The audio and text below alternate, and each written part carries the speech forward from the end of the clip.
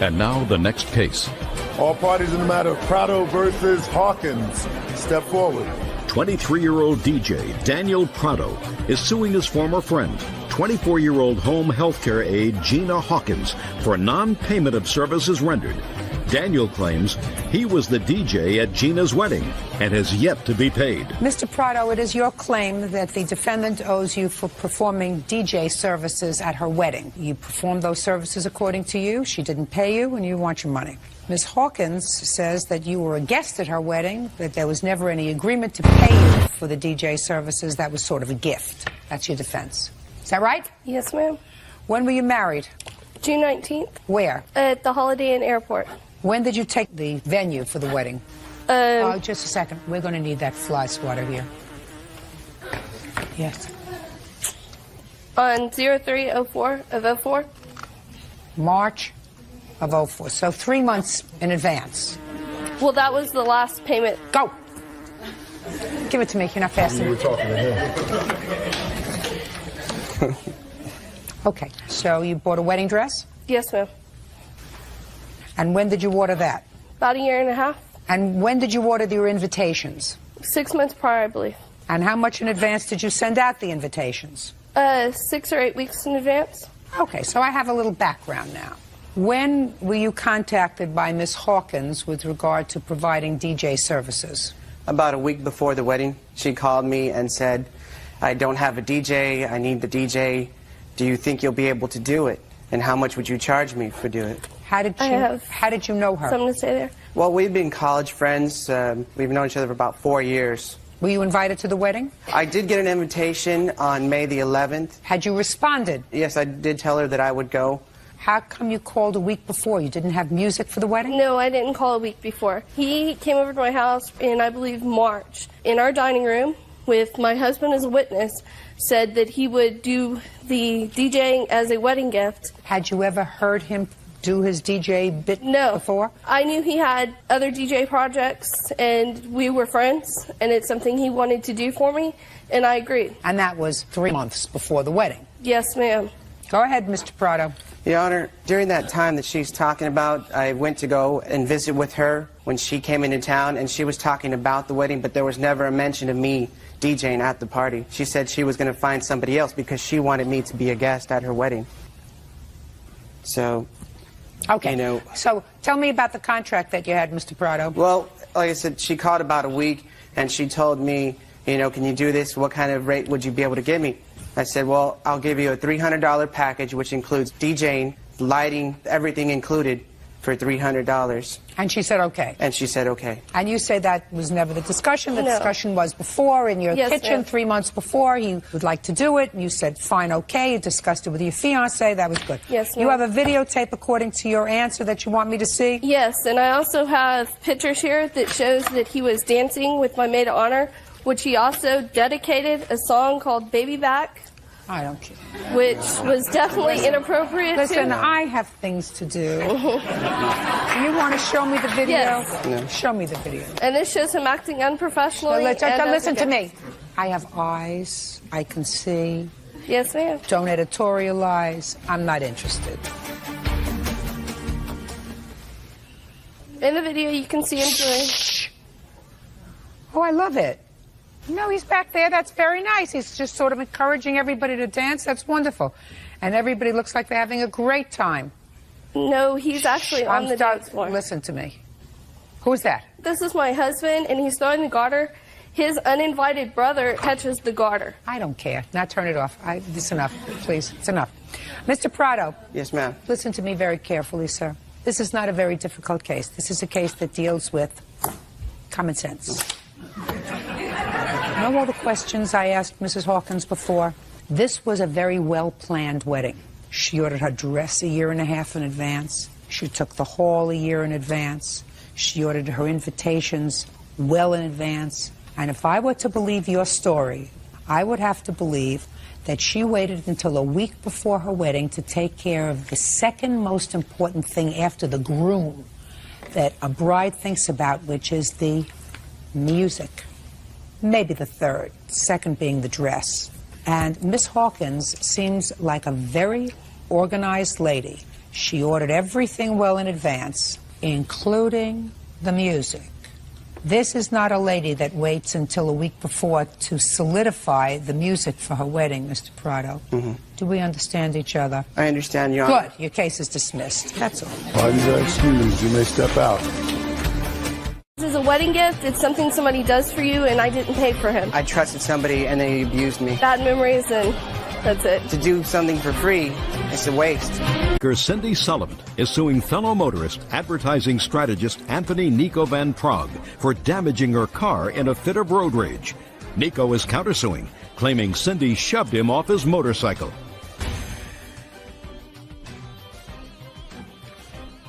Yeah, this is case number 20 on the calendar in the matter of Sullivan versus Van Prague.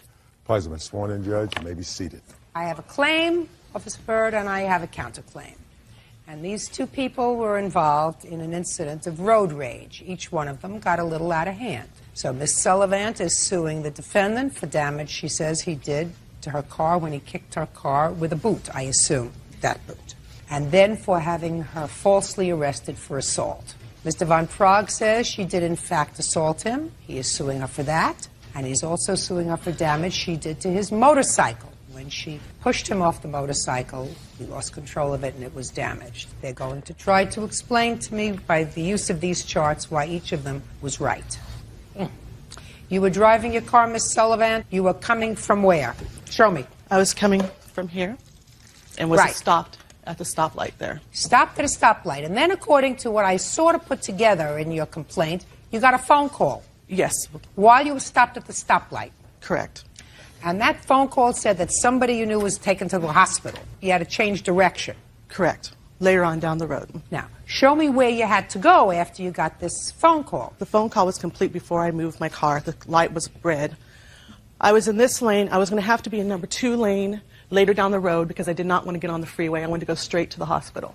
There's quite a bit of traffic, so I knew it was going to take me quite a while to get over, so I put my turn signal on. You have to keep this clear. And there was congestion all over, so when the light turned green, there was one other car in front of me. It proceeded through when it was safe and could clear the intersection. I slowly started to go through. I accelerated when I see I could make it through the intersection. Just as I entered the intersection, I flashed by my driver's side and then cut in front of me, right about here where the median is. Okay. So what did you do? I flashed my lights at him, kind of like to say... Just a minute. Yes? He passed you. Correct. Safely passed you. Didn't hit you. Correct. And you could have just kept on going and meandered over to the right. Correct. But you chose to flash your brights at him. Correct. In an act of road rage. If you want to interpret that way. Well, that's what it is. Okay. You flashed your lights on, hoping to annoy him, because he, according to you, went around you too fast and cut in front of you. There is not a lane of traffic where he passed me. What happened next?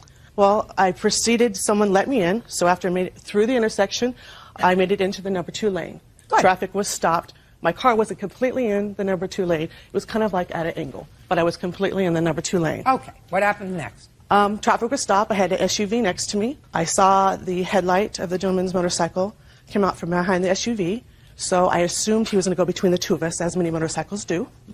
And then I heard and felt something hit my car. Mm-hmm.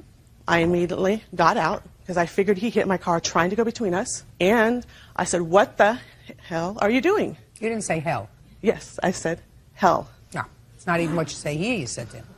What are you doing? Okay, you said, what are you doing? Well, I didn't say I used profanity, as we both did. He started yelling at me, saying I tried to kill him. He said he kicked my car to get my attention.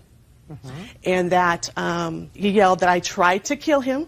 Mm-hmm. And I said, no, you're the one that did an evasive move in traffic through the intersection and cutting in front of me. You're the one that could have caused hurt. Okay? So words continued to go, just yelling back and forth. All I could see was his eyes and his mouth. He had a helmet on. And I saw something in his eye, and his whole body in the motorcycle came forward. And I just had a split reaction to defend myself. I put my hands out in front of me, extended my arms, and you pushed backed him. up. Correct. Pushed him. Correct. Okay, and what happened when you pushed him? He jumped off the bike. Okay. As I'm backing away, he went to lay the bike down. He had his hand on the handle, the grip, and as he laid it down, it kind of spun a little bit. It revved up. I saw the back tire turn. It made contact with the ground. The bike rotated once, twice. He reached back, and I guess it's the throttle or whatever, and stopped from revving. He started jumping around, yelling and screaming, and I continued to proceed to my car, backing up, got into my car. He yelled about calling the police. I said, go right ahead, and I'm going to. I wanted to leave the scene because I felt unsafe. I didn't know what he was going to do. Where's Sullivan? Why did you get out of your car in the first place? It's just reaction. I thought he hit my car. It was an accident. We need to get out and exchange information. I didn't know he did it aggressively. Well, once you realized what it was, why didn't you quickly get back into your car instead of standing out there in the street with traffic all around you, screaming and yelling at him? I don't know. I guess I wanted him to hear my side. He was saying I tried to kill him. I said, no, I didn't. You're the one that did something evasive and illegal. Now, at some point, you say that police arrived and you told them your side of the story. You told them your side of the story. Is that right, sir? Yes, Your Honor. Okay. But then the next day, you went to the police station. Correct. To file a supplementary report. Correct. Why? Because when I came out, we had first looked, it was dark. They tried to look with a flashlight, and they couldn't see the dent in my car. You could see like the outline of a foot on each side. So when I came out the next morning, sun out, you could see the dent. So I went back to the police station just so they could put that in record that there was damage to my car. All right. Can I see the initial police reports, please? I had all the supplementals Now, attached. Do you when want were those? you arrested for assault? I wasn't arrested. I was charged. Charged. I received it in mid-April. Good. Can I see it, please?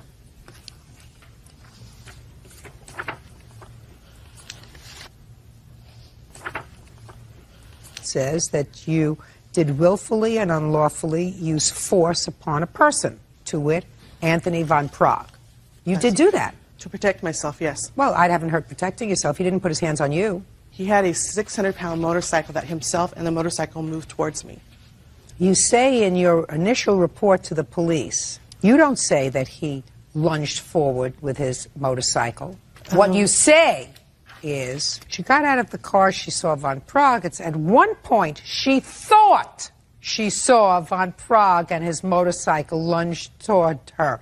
Out of instinct and self-defense, she put her hands out and pushed Von Prague on his right side. Okay? So you don't say that he moved the motorcycle. You say to the police, you thought he moved the motorcycle. Okay. I haven't gotten to him yet. Go. Okay, Your Honor, I was proceeding in the number 1 lane here with my motorcycle. The defendant was trying to cross over into the number 3 lane, which is the northbound lane getting onto the freeway here, and she had blocked traffic essentially in all 3 lanes at this point. Her car, the majority of her car was in lane number 2, but the rear of her car was still sticking into lane number 1. I proceeded around the rear of her vehicle, opposite of her path of travel. There was about at least half the lane exposed there, and I continued on. The next thing I know, both my mirrors are filled with lights, and I look at my mirrors and I see a vehicle coming up about twice my speed, straddling the center line. So this vehicle had now gone in, come back into the number 1 lane and number 2 lane, and she went by me while swerving to the left slightly, and I was between the curb and the side of her car. So she passed you. No, she buzzed me. She went by me fast I and in my understand lane. that. After, listen to what I'm saying, sir. Yes. You say she buzzed you. Correct. After she's shown her lights in your mirror. Correct. You say she passed you. That is correct. That's yes. all I want you to Yes. say. You say buzzed, I say Yes. passed. She passed you. Went past my vehicle. Right. And she went by at such a high rate of speed, I actually felt the wind of her car through my armored pants. We came to a stop. Actually, she was in the number 2 lane, as she described. I was still in the number 1 lane. Her vehicle was very close to the center line. I don't think it was crossing over the line into the number 1 lane, but she was very close to me. And I was lined up with her rear quarter panel.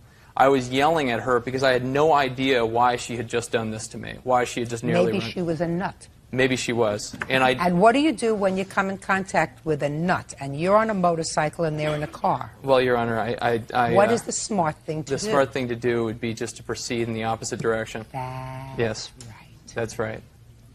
But That's you right. opted not to do that. You No. opted to tell her how dumb she was. Well, by getting her attention. That is true. By kicking her car. Yes, Your Honor.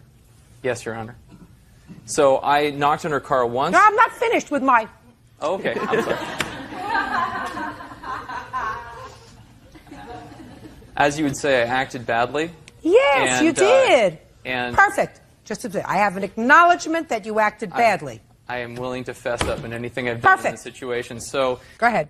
So at this point, I knocked on the car once with the side of my boot. No. Listen, I want you to use the word that I'm going to use. Kick.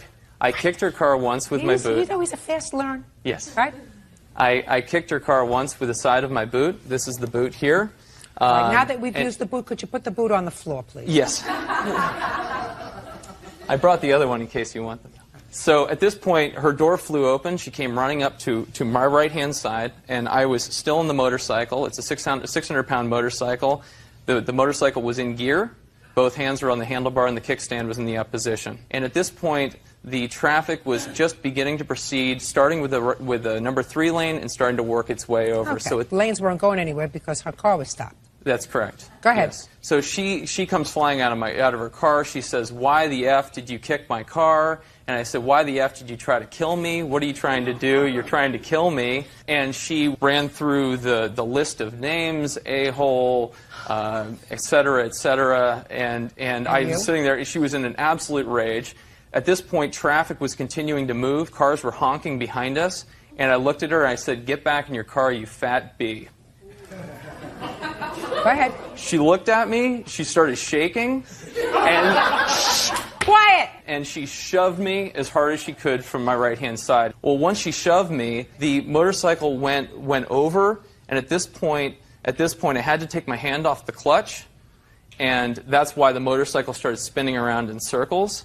I luckily had landed on my feet, and I said, "I'm calling the cops." I went over and got her license plate number even before I shut off the motorcycle, and went back, shut off the motorcycle. At this point, she proceeded to the number 3 lane, got onto the freeway, northbound. I called the police, and I told them what direction she was proceeding, and they went and sent a separate police car and went and chased her down and brought her back to the scene. That's not correct. Well, where were you stopped? I went to the hospital, which is straight ahead. I did not get on 101 north or south. So you went to the hospital? Correct. Go ahead. I called Twin City Police Department, and they told me there were policemen on site to go ahead and return to the incident. Okay, so you came back by yourself? Or correct. You came back by yourself? She came back following a police car. That is not correct. Well, it is correct. No, it is not correct. She came back following the police car, otherwise she wouldn't even known where we were stopped. I know exactly where the incident was. Don't speak to him. In talking to... I'm sorry. Judge Judy continues in a moment. Judy Sullivan claims fellow motorist Nico Van Prague kicked a dent into the side of her car. I'd like to see the damage done to your motorcycle. These are the pictures of the damage, and this is the written estimate. Those pictures were taken the day after. As you'll see from the pictures, the corner of the side bag is ground flat, which confirms the fact that the motorcycle was in gear when it fell over. I also have an affidavit from the BMW dealer who inspected it. Not necessary. Okay. Okay, now let me see the damage caused when Mr. Van Prague kicked your car, which you did, sir. Is that right? This is the car. Is that right? I knocked on her car once, yes. You kicked her car. You didn't knock her with your tongue, right? Yes, Your Honor. You kicked her with your boot. Yes, Your Honor. And you kicked her, and you were angry. Yes, Your Honor. Okay, so you didn't tap her. You kicked it, and you caused a little dimple in her car. I'll demonstrate to you that I don't have the ability of doing that with this boot or my ability of sitting on the motorcycle. And how are you going to demonstrate that to me, sir? Well, I have the boot here, and I also have photographs of me on the motorcycle with a kicking action. It's a very high motorcycle. It's 600 pounds. It has a 33-inch seat height, and I'm only 5'11", so I'm actually on my tippy toes when I'm sitting on the motorcycle. I have a very limited range of motion when I'm sitting on the motorcycle. Unless you're really angry. Well, even if I'm angry, Your Honor... Can I see a picture of the whole car? I will show you these pictures. I'm sorry, I do not have one. Well, where is this ding in your car? I have estimates here, but it's in the rear driver's side of the vehicle. Your Honor, that's a BMW 7 Series. It's very thick sheet metal. If I could do that with any boot, I would at least have to be off the motorcycle. It's also above the bumper in an inset place, and there's no damage to the tail light or the surrounding bumper. So it would be a very difficult angle of attack to be able to get into Well, that let me ask you area. this question, sir. Why would you think that Ms. Sullivan would go and file a supplementary report the next day I think to defend herself, because it was so clear that she had assaulted me, and it was so clear that she had caused damage to my motorcycle that I thought she... That's a reasonable explanation. Eventually, these charges were dismissed. Is that right? Correct. Good. Were you notified of the dismissal of these battery charges, sir? I had a discussion with the second DA who took over the case about 2 weeks prior to the trial, and he said that he would like to discuss the evidence with me. He felt that it should be best handled in small claims court. Okay. And at that time, I had explained to him that I would rather be done with the issue than take it to court again. But I was disappointed in their decision. What happened that day was Mr. Von Prague was in a hurry, and he wanted to get around you, which he did. And that irritated you because he probably went around to your senses too fast. Instead of letting it rest, which would have avoided any and all confrontation, you decided to, at night, blind him with your lights by flashing your high beams. Unnecessary. Then Mr. Von Prague did something that was more stupid than your flashing your lights at him. He thought that you were trying to hurt him, and he didn't know what kind of a nut you were. So instead of just letting it rest and proceeding on his way, where were you going, Mr. Von Prague? Home. Home. From work. He decided to kick your car. Very stupid. Now, the next stupid thing that happened was you, not knowing what kind of a nut Mr. Von Prague is, decide to get out of your car and confront him by saying, "What the blank did you do to my car?" So you knew what happened because you got out and said to him, "What the blank are you doing?" And that car's all around you. He responded, "And what the blank are you doing trying to kill me?" And as my father's joke would go, the fight was on. But then, Miss Sullivan, you did something that you're not permitted to do. You put your hands on him. And I find that you were not defending yourself. I find that you were furious. And in a fit of anger, you pushed him off his motorcycle and caused about $660 worth of damage to his motorcycle. That's what you did.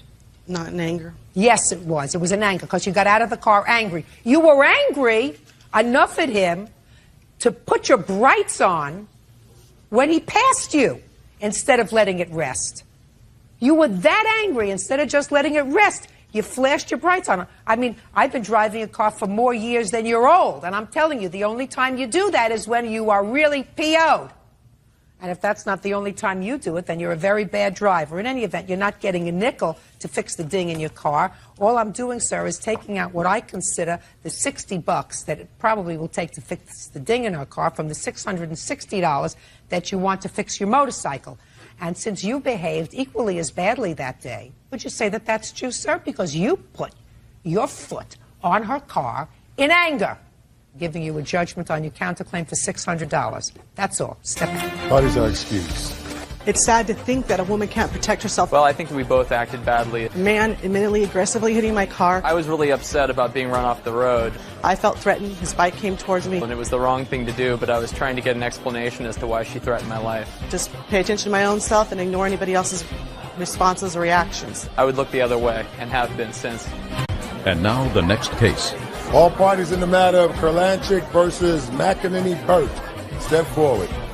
24-year-old teacher Jennifer Kurlanchik is suing her friends, 23-year-old student Paul McEnany and 24-year-old inventory controller Mike Byrd for damages to a Hummer limo she rented on her birthday. Jennifer claims they broke the sunroof.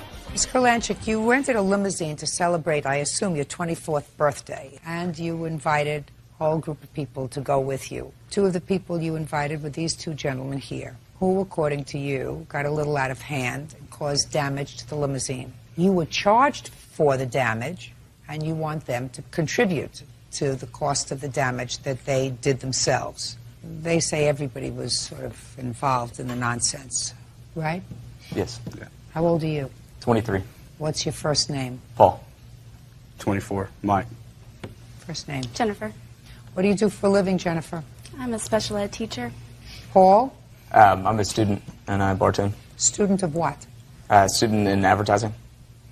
Logistics management and work as inventory control clerk and as well as go to school. Look what responsible people we have here. When was your birthday? February 29th.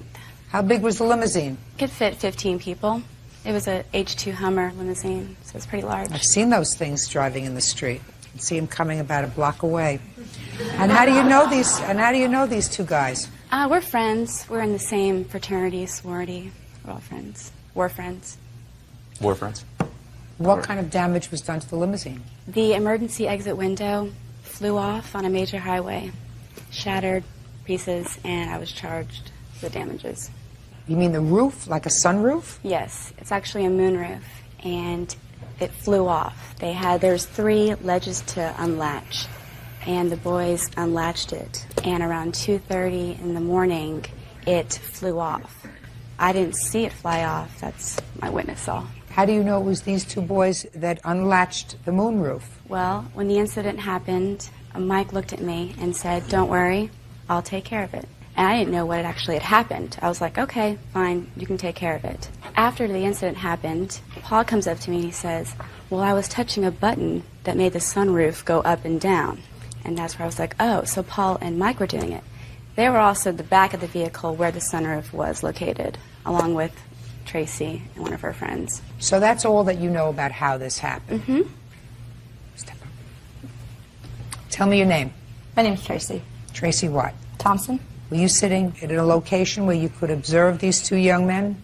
The way the limo was set up is there's 2 doors in the back. There was a bench seat that went across there, and I was sitting right there.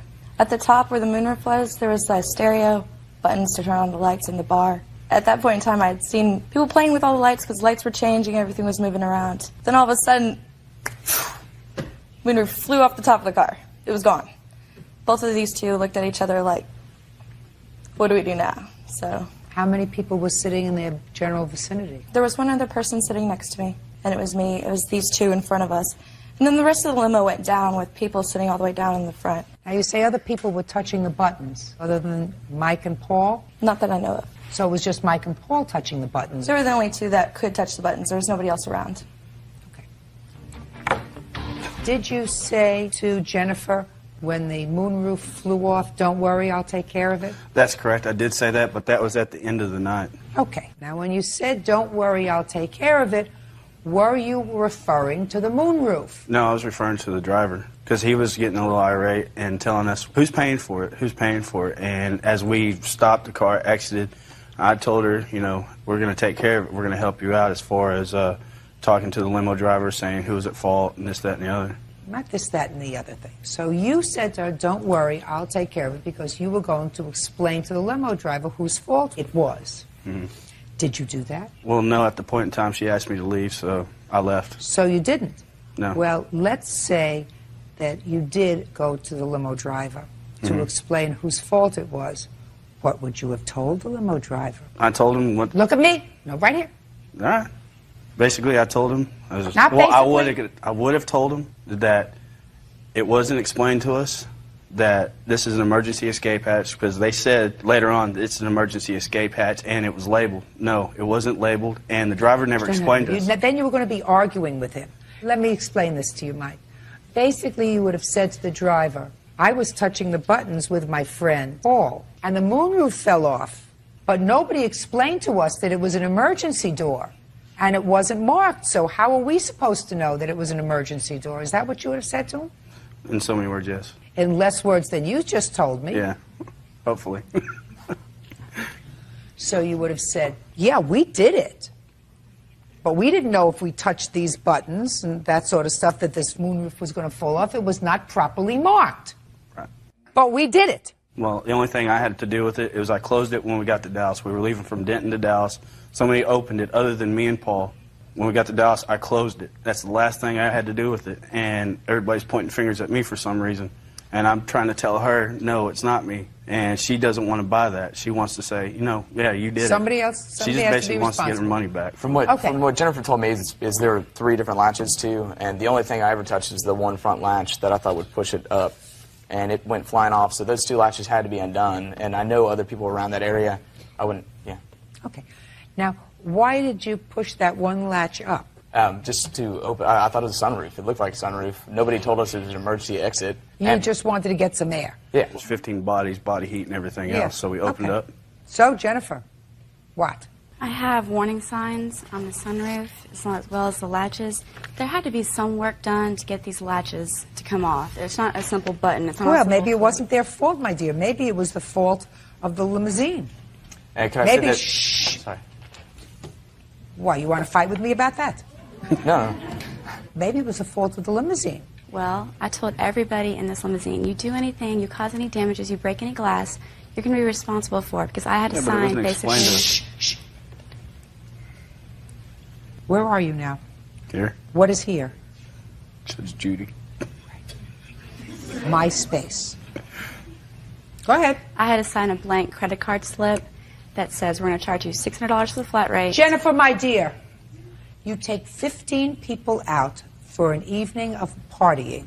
You sign on for a 15-passenger Hummer limousine, and you are going to expect that some damage might be done, for which you are going to be responsible.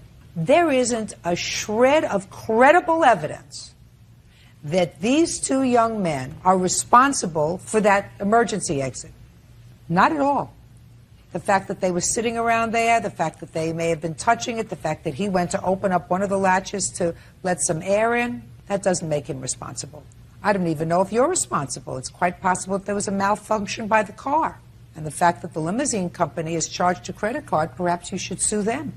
The fact that they touched the roof and then So it what? flew off. So what? So what? That doesn't make it their fault. I am not satisfied that you have sustained your burden to demonstrate that these two young men are responsible, that they either negligently, recklessly caused the damage to the limousine. It is just as plausible that someone else had touched one or more of those things at some point during the evening, and when he opened up one latch to let in some air, the thing fell off. That's also plausible. That doesn't make him responsible. And if the limousine company refuses to give you back your money, sue them, because I don't think you have a case against these two young men. That's all. Case is dismissed. Why is that excuse you to step out? I think justice was served. Now I'm out $700 for an action that I had no part of, that they clearly did. I think she lost her money, and she's just trying to get her money back, and it's, easy target. We were celebrating my birthday. Of course we were, partying. Well, we were having a good time. Next thing you know, the sunroof, moonroof, whatever you want to call it, it flew off. One thing led to another. Sunroof flies off. Both boys say, shh, look at each other. They're guilty. I mean, they caused it to fly off. She blames us, and she'd rather choose money over friendship, and I think that's really wrong. We're friends, Stuff happens. Well, hopefully we can have a beer and get over it. We'll see what happens. And now the next case. All parties in the matter of Landers versus Lowry. Step forward. Forklift operator Daryl Landers is suing his ex-neighbor, Rochelle Lowry, for an unpaid loan for tires and lost wages. Rochelle is countersuing for assault and harassment. Mr. Landers, it is your claim that you made a loan to the defendant during the time when she was separated from her husband. I assume this is your husband? Yes, ma'am. The loan was for tires for her car. You want that money back. Yes. You say that you gave her other monies, you paid for other things during the course of your brief relationship. You don't want that money back because that was a gift, but the tires clearly a loan. Yes, ma'am. Miss Lowry says that the tires as well were a gift from you. There was never any discussion of repayment for the tires. And she has a counterclaim because she says that you became both abusive and assaultive when she reconciled with her husband, and she has a whole litany of things that you allegedly did to her. How did you meet her? Met her, she moved into an apartment, it was a fourplex. She moved into an apartment right below me, not right below me, but kitty corner below me. Okay. So they lived and there when she moved into the apartment complex, was she with her husband or not with her husband? Yes, for a few months, I guess, before he went to prison. And when did he go to prison? Imagine a year ago, not sure the Give me exact the date. month. When did he go to prison? April? April of 2003? Yes, ma'am. And how long was he incarcerated? He got out of prison, was it April of this year? January 8th. And when did you begin a relationship with Miss Lowry? Sometime around June of A couple of months later. 2003, I guess, yes. Yeah. Tell me how that started. We just wound up, working in the yard together and all that, gardening and all that. I helped her out with some, stuff she needed done, and just wound up. She was going to get divorced because he was gone for 5 years, and lo and behold, it just happened, When was the loan for tires? Her mother-in-law's car broke down about 30 miles from the residence. Mother-in-law's, did you Yes. say? The tires were so bad, one was blown completely and the other one had treads sticking out of it. Okay. When was that, sir? February of 2004. Well, you got out of jail in January, you said. Is that right? Yes. Did you go home? I was back in jail. I think it was January Okay, so you were back in jail. 17th, yes. What did they do, let you out by mistake? Yes. Yes, Your Honor, they did. It's not a mistake now, is it? No. Okay, so she's on her way back from someplace. So what happened? The next day, me and her stepfather went to go retrieve the car, so I put a spare on it, drove it with the one, real bald tire, about 5 miles to a tires place, put tires on it, drove it back home.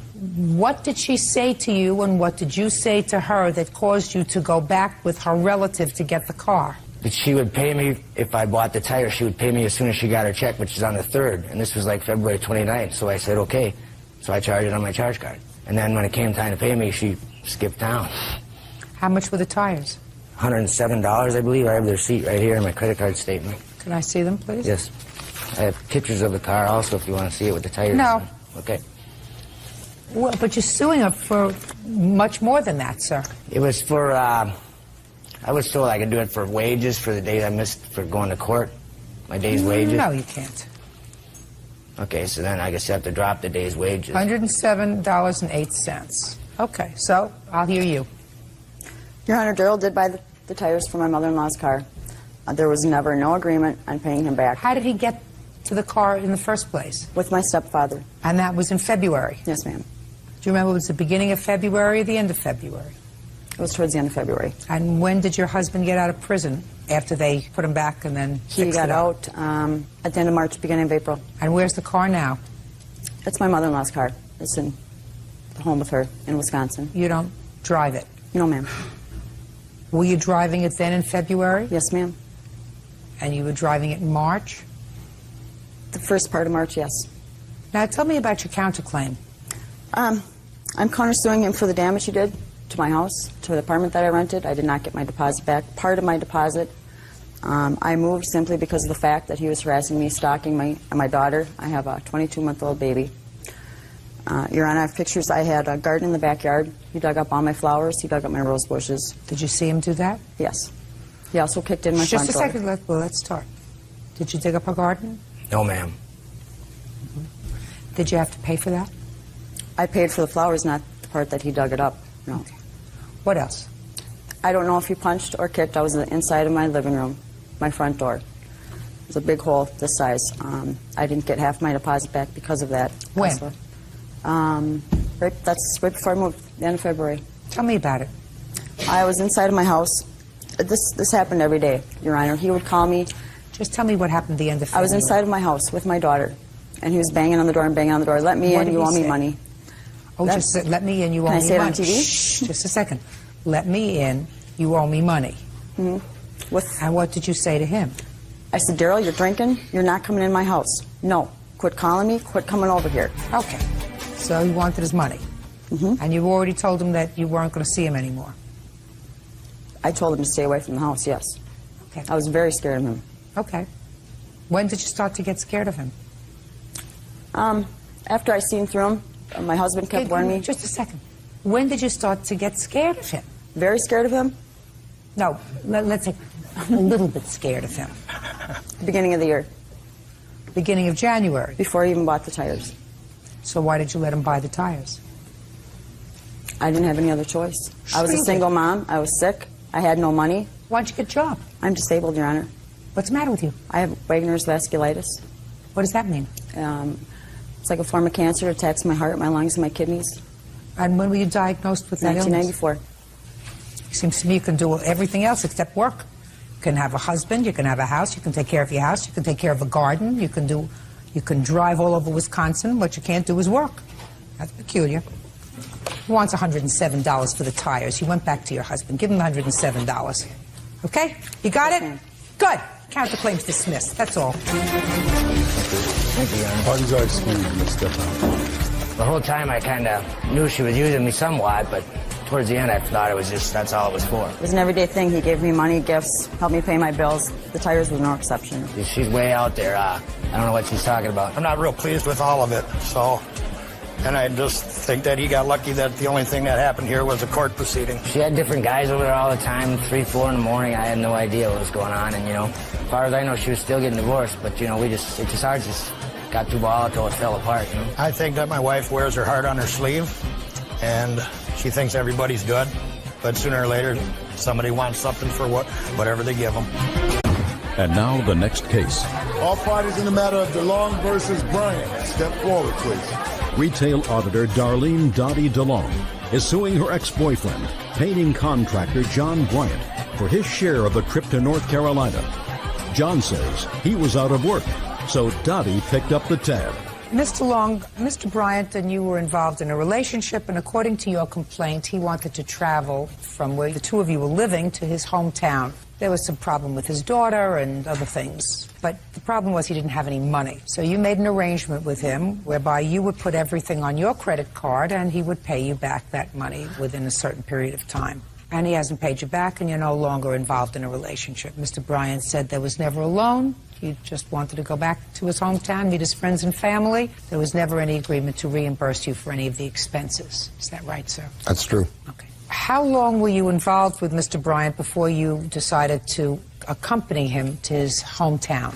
Approximately a couple months. Couple of months? Couple of months. You were not living together, you were just seeing him? He stayed at the house and I stayed at his house. And where were you living at the time? In Indian River. Indian River is where? Michigan. And where is your hometown, sir? Afton, Michigan, just the next town over from Indian River. So this is the trip that you made? No, we went to North Carolina. Oh, well, that's what I want to know. You went to North Carolina? Yes. From Michigan. And yes, how long did that take you? We were gone for 4 days. The ride down's about a 13 to 14-hour ride. When did you travel there? A couple days before the Super Bowl. What prompted you to go? Her wanting to go down, meet my children, my friends. We were sitting in the bar one night. It was during the playoffs, and I would call my friends in North Carolina, and we'd root back and forth about how the Panthers were going to the Super Bowl, and she said, wouldn't it be nice if we went down and watched the game with your friends? And, yeah, sure, it would be great, but I told her that I wasn't working, I didn't have the money, and I thought it would be ridiculous for us to do that because I couldn't afford it. Why weren't you working? It was wintertime in northern Michigan, and I'm a paint contractor, and things are real slow in the wintertime up there. Okay. And she said what to you? She said that she would love to pay for us to go down, do that for me, so we could see my kids, she could meet my kids and my family, my friends. And that's what you did? Yes, she was very persistent. Yeah. Good. Now I'll hear your version of the events, Mr. Long. We went to North Carolina. No, before you went to North Carolina. I don't know what you want to know. We were dating, and his daughter was in trouble. Well, tell me about that. Okay, his daughter was in trouble. He wanted to go see his daughter. She was going into a girl's home, running out in the middle of the night, sneaking in and out of her house. Is that what he told you? Yes, I have phone bills to prove he was calling there. All right. So, tell me about the trip to North Carolina. We went to North Carolina. He left me at his friend's house, went over and visited his daughter a couple times. We went to the school to visit his daughter. And the other time, we were at the Super Bowl party at his friend's house. I didn't hear about any loan, madam. I paid for all the gas on the way down on my credit cards, which I have the receipts of his signature. Yes. And he told me that if I paid for it, when he got back to work, he'd reimburse me. When did you expect him to get back to work? When the weather broke up there. March, April. And when is the Super Bowl? January. End of January. End of January. Sorry. Just tell you. I loaned him money, a $50 loan at one point. Not sure if you want me to tell you about that loan. No, don't ask him. It was drugs, so he could buy a bag of pot. Yes. He did reimburse me for that. When did he reimburse? He did reimburse me for that. When? Are you saying I'm lying? Are you saying I'm lying? Ma'am, yes. Talk to the judge. Thank you. Okay, so what you're telling me, Mr. Long, is when he borrowed money from you for marijuana, he paid you back. Yes, he did. So when he considers it a loan, he pays you back. Is that what you're telling me? He gave me that back because I pursued it. He went to work a couple times and got paid. And I said, can I get some money from you for what you owe me? Because I have none. And he says, this is what I got that I can afford. I know I owe you more, but I can't give it to you right now. When and I is have that? witnesses to that. Oh, I'll hear you witness. Step up. Tell me your name. Brenda Santor. And how are you related to these people? Darlene is my cousin. Okay. Tell me about where you were when you overheard Mr. Bryant acknowledging a debt to the plaintiff. I was in her living room. He just gotten out of the shower. He was sitting in the chair, and he handed Darlene a $100 bill, said that this is part of the money that I owe you, that he was going to make good on the money for the trip. I don't believe what you just said. Just a minute. I don't believe what you just said. Well, you're making that up as you're going. No. I believe that you may have seen him hand him 100. Listen to me, Brenda. Ma'am? I believe you when you said that you saw him hand her a $100 bill. That might make sense, that he got out of a shower and he handed her a $100 bill. I don't believe you when you said that you heard him say, I know that I owe you money for the trip and I'm going to give it back. Because somebody who just gets out of a shower and is sitting around in a towel doesn't talk about, here's $100 and I know I owe you more money for the trip and I'm going to pay you back. That's what you want me to believe you heard? No, ma'am. When he was sitting in the chair in the living room, we were standing right there in the doorway. And when he handed Darlene the money, he said that he would make good on the money he owes her. Oh, just a second. Just a second. Well, the just money a second. that he owes her was for the trip. So. Sit down. Okay. Anything else you want to tell me? I have phone bills here that show that his daughter was in trouble, that he had made from my house. So? Why would I want to go to see his daughter in trouble? No, I don't think you wanted to go and see his daughter who was in trouble. I think that you wanted to solidify your relationship and you wanted to go meet his friends. You knew he had no money, so you paid for the trip. Whatever the trip was. Gas money, motel money. It was a social endeavor. You paid for it. You anticipated a long-term relationship. You didn't have one. Stop complaining. Write it off. It was a bad debt. Your Honor? What? I'm the one that asked Jack to leave. That may be, and you may have had good reason for that, madam, because if a man doesn't have any money and he wants to spend whatever money he doesn't have in buying drugs, that should have been your first clue that this was not a good idea. Do you understand? Yeah. Very good. I wouldn't have traveled with him from here to over where that light switch is. But you chose to do that, pay for it. It was a foolish thing to do. Don't do it again. Goodbye. Parties are excused. You may step out. I think Judge Judy's wonderful. I'm not to say he lies. She sees right through Darlene's bull. Being used. Felt used. This woman has been married 5 times. He's lying. He borrowed the money from her, and he should have been, told to pay it back. Absolutely ridiculous, and I thank goodness that Judge Judy's seen through it. I'm more fortunate than that. I don't have misfit children. I am not a misfit child. I chose to help him because I thought maybe it could make a difference. Any dime that I borrowed from this woman was paid to her. Anything that she spent money on is because she wanted to. When I borrowed money, I paid the money. Lies. It's ridiculous. The whole thing is ridiculous. What goes around comes around. She's a liar. And now the next case.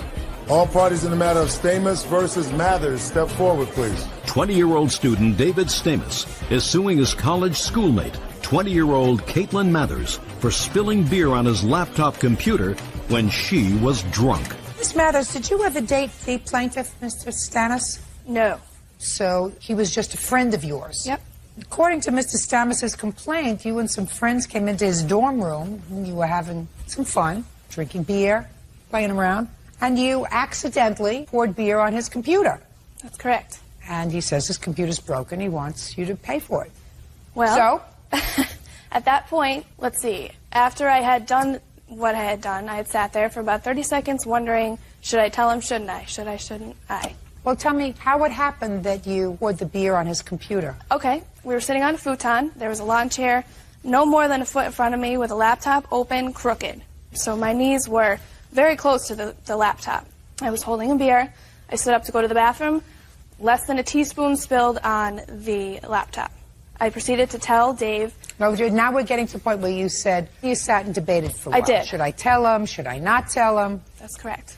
I did debate for a while, not very long. I mean, I was in shock because I knew, okay, I'm probably in trouble here. So I did the right thing, which my mom has always raised me to do, is be honest. And I told him that I had spilled the beer on his computer. He did not act concerned whatsoever. He said that we would talk about it either tomorrow or at a later date. A couple days later, he came to my dorm room, which is 2 floors below, and he had the computer in his hand. He said... What college did you go to? UMass Amherst. He said, Caitlin, this is no use to me. Please fix it. I was like, okay. So I took the computer. I brought it to my house because I wanted my mother's input, because at this point it was getting serious. So I brought the computer to my mother. She took the battery pack off, replaced it, cleaned it up because there was food all over it. It had obviously not been taken care of well before this incident. And when I got home from work, the computer was in complete working condition. We tried Word. I'm not sure if you're familiar with that, Microsoft Word. I'm not familiar with Edison. Okay. So certainly I'm not familiar with computers. Well, it's just a program where you would type papers, and we tried typing a couple sentences that worked fine. We tried Solitaire. I'm sure you're familiar with that. I'm familiar with the game of Solitaire. So the computer was working. I brought it back to him that same night, and I said, Dave, your computer's working perfect. He was very excited. He even hugged me and said, thank you so much. And we thought it was awesome. We were going to be friends again. It was going to be good. A couple days later, he writes to me, and he said, my keys aren't working. Meanwhile, he's typing to me saying, my keys aren't working on my laptop. So I asked him, how are you typing without your keys working? He claimed he was on his friend's computer. Okay, got it. So the computer's not working? Yeah, on the... Just a second, listen to me. Do you go to college? Yes, I do. Are you an in-state student? Yeah. Which means that the citizens of the good state of Massachusetts help pay your tuition? Yeah, they do, because you get a reduced tuition. Yeah, definitely. So I would like you, in order to give the citizens of the state of Massachusetts the best bang for their buck, I'd like you to say yes. Yes, absolutely. And I'd like you to stop swaying because it's making me motion sick. And where are your hands? In my pockets. Now, what's wrong with your computer? On Saturday, April 24th, Caitlin spilled some beer on my computer. Just a second. Listen to me. Maybe you weren't paying attention with all that sway, Mr. Stamets. We're past that. All right. She poured beer on your Yes. computer. She brought it back to me. She brought it back and said it's fixed. Right. And immediately after she left, I plugged it in, and the keyboard wasn't working. I went right to my roommate's computer that moment, not a couple days later. I typed to her, and I said, Caitlin, can you please come back upstairs? Like, you know, the keyboard's not working. And she said, I'm busy. I don't have time, but I'll talk to you about it in a couple days. Was that during finals? Shh. No, this wasn't even near finals. This was the 28th of April, a Wednesday. So she said we talked about it at a later date, and I bumped into her in the lobby of our dorm by the elevators, and I told her, you know, we need to figure something out. It's been a few days now. Then at that time, she said she paid someone $100 to clean it. Did you say that to him? Yes, I did. Why did you tell him that? Because my mother had her coworker who is experienced in computers look at it, and she told me that she had paid him $50 to $100. I rounded up. Now, you left that out of your story.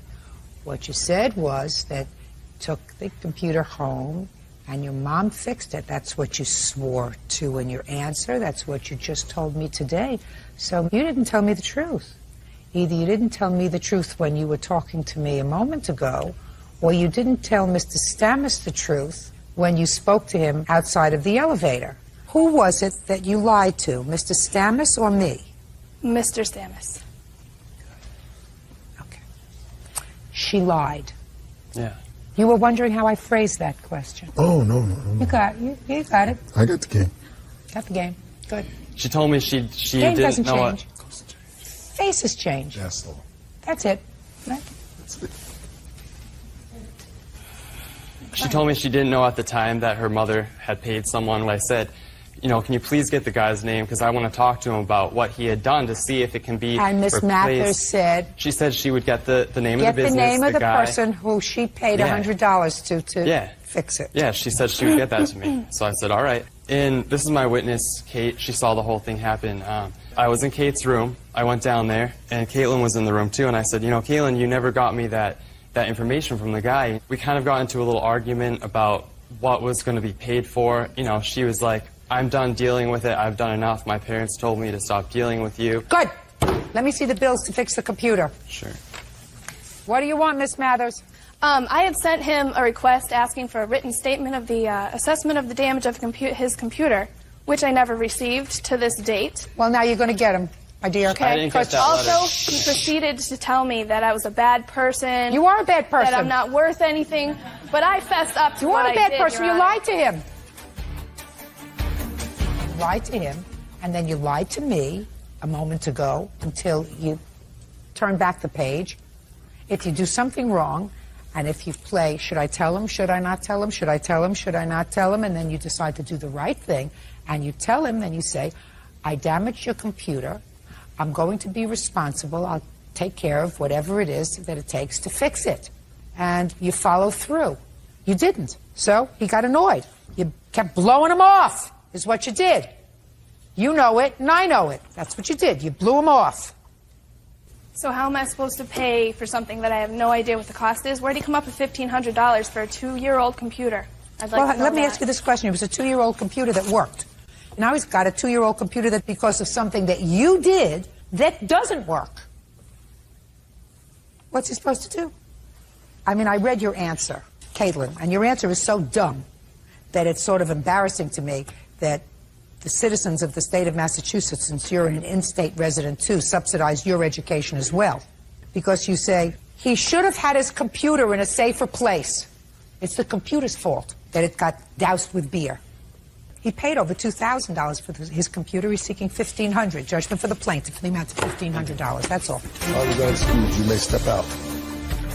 I don't know how Dave came up with the $1,500 claim. I just think that she was blowing me off the whole time. The damage has been done. There's nothing much I can do anymore. It's too bad, because I know it was an accident, and it's too bad that it had to come to this. There was a party, and the computer was less than a foot away from me. Anybody could have done it. Actually, it wasn't a party. Caitlin came in with her own beer, drunk, spilt it on my computer. It didn't have to go to court, first of all. I mean, it was a clear Any case. responsible person would offer to pay half. We don't have a friendship. I wasn't really friends with her to begin with, really. I mean, it was more Kate and her friendship, I guess, is done. Because of a computer. I wish it hadn't happened. I'm just glad that I can buy a new computer for school. Beverly Grogan is suing her son, 28-year-old DJ Patrick Patterson, and his wife, 24-year-old market manager Selena Patterson, for unpaid rent and for extensive damage to her home. Yes, case number 207 on the calendar in the matter of Grogan versus Patterson. Parties have been sworn in, Judge. You may be seated, sir. Have a seat. Mrs. Grogan, this is your son, and this is his wife. Yes, ma'am. Who is this gentleman? This is my husband. Are you afraid to stand up? No, ma'am. Good. Stand up next to your wife. Are you his father? No, ma'am. Okay, so this is your second stepfather. How long have the two of you been married? 2 years. 2 years? Right. Yes, ma'am. It's good that you remember. Yes, ma'am. It's usually out of the way. Yes. Okay. And there was some sort of a problem that occurred between you and your son. Yes, ma'am. And you evicted them. Yes, ma'am. And when you went back into the house, you saw some extensive damage. So Yes, you ma'am. want him to be responsible for the rent that he owes you, as well as for the damage that he did to the house. Yes, ma'am. And your son says that there was never an agreement to pay rent, that there was an agreement that he pay your insurance, some sort of insurance, that he paid that faithfully, and he's going to prove to me that he paid that faithfully, and that was the only agreement that you had with regard to finances, and that you are, according to him, a meddling lady who wants to control his life, and when you had a fight with him, you hit him over the head with a soda bottle, and he and his wife and children moved out of the house, and he caused absolutely no damage. Correct. Do you work, Mr. Patterson? Yes, ma'am. What kind of work do you do? I'm a DJ. Do you work? Yes, ma'am. Who do you work for? I'm an assistant market manager. Okay. So you have two incomes. What are you doing living in your mother's house? She told me that it was my house for years. Her and my father bought the house when I was younger, and I've always lived there. So she bought her another home and moved it in behind us, and she told us that we could live there. She said, as long as you help me out with my insurance, there's no rent or anything. Okay. Tell me what the insurance was every month. $278. $278. That's what we pay a month. What other expenses did you pay on the house, Mr. Patterson? I replaced some doors. No, expenses, regular expenses. As in... Heating, utilities. Yeah, we paid the utility bill and the phone bill, but they were also in her name. I don't care whose name they were in. You were living there. Yes, ma'am. I paid them. Okay. Until she'd come down and cut them off in 100-degree heat with my kids in the house. Okay, well, you had a fight with them. You had a fight with your mother. Yes, ma'am. When did you have a fight with your mother? I don't recall the exact date. Give me the month. May. May. And how long had you been living in the house up until that point? I've been there 7 years. But she left for a period of 2 years. 2 years and come and back. I come back September 2001. When she was pregnant again. Ah, so you've been living there on and off for the last 5 years. Yes, ma'am. And you're telling me, Miss Grogan, that your son and his wife never paid rent? They paid rent one time. One time? One time. When? I don't even remember it. It was so long ago. It was so long ago, I don't remember. Oh, and you filed eviction proceedings against them after this May argument? Yes, ma'am. So why don't you tell me, Mr. Patterson, about the argument? She asked me for part of the cool ceiling, the trailer. Part of the what? Cool ceiling of the mobile home. I don't understand what that... It's a seal that goes on top. It's supposed to make the house cooler, and it seals it up from any leaks or anything occurring. Okay, so she asked you for that? She asked me for half, yes, ma'am. And I told her that I'm hard-headed, so she told me that I was going to pay it. Just a second. So she said, she asked if you would pay it, and then you probably said no. I said, if I have it, I will. And she said, well, you're going to pay it. Okay, so you said, if I had it, I would pay it. If I have it at the time. She wanted it later on in the week, and I said, if I have it at that time, I will give it to you. But she said, well, you're going to pay it. And I come back honest from her. If you're going to pay it. And at that point, when she told me I was going to pay it, I would have died before I would have paid it then. To be honest with you. So what did you say to your mother, who's allowed you to live rent-free in the house with your wife and 2 children for 7 years? After she got on the porch, she made some more threats. What did you say to her? I don't care what she said to you. She can wipe. She brought you into this world. She can take you out. What did you say to her? You can't say it in a courtroom, really. Oh, you can say anything here, sir. We have the ability to go, bleep, bleep. I told her, you. Nice. So let me see what I got here. I got a mother. How many children do you have, Miss Grogan? We have none. One. You have one? Just one. Him. See what happens when you put all your eggs in one basket? But if I can Just a second. Let's see what we got here, Mr. Patterson. We have a mother who allows you and your wife to live rent-free in her home. And she comes down and she says to you, listen, you don't pay any rent in the house. The house needs some repairs on the outside. I want you to pay, not the whole thing. I want you to pay half. And you say to her, if I had it. And she says to you, oh, you're going to have it. And then you curse at her. That was only after a few more arguments. I mean, we went on arguing. This happened when we got outside, and then she turned and threw a bottle at me and hit me in the head with a bottle. Sure did. And she denies that. My little girl. You are lying. You were in the house. My No, it little girl wasn't. asked me Miss every Grogan, day Miss of Grogan. my life why her Grammy hit her daddy in the head, and why every time they go over Because there, he had a big fresh mouth. she has no reason. Listen to me. Because he had a big fresh mouth. Well, and so does she. I want you to face left. I'm sorry. Your other left. Okay. You see this woman? Yes, ma'am. 20 years from now, you won't remember what she looks like. Now I want you to turn around and face right. What do you think? That's your mother. 20 years from now, she's still going to be your mother. Look at me. You know how I know that? Because I'm smart.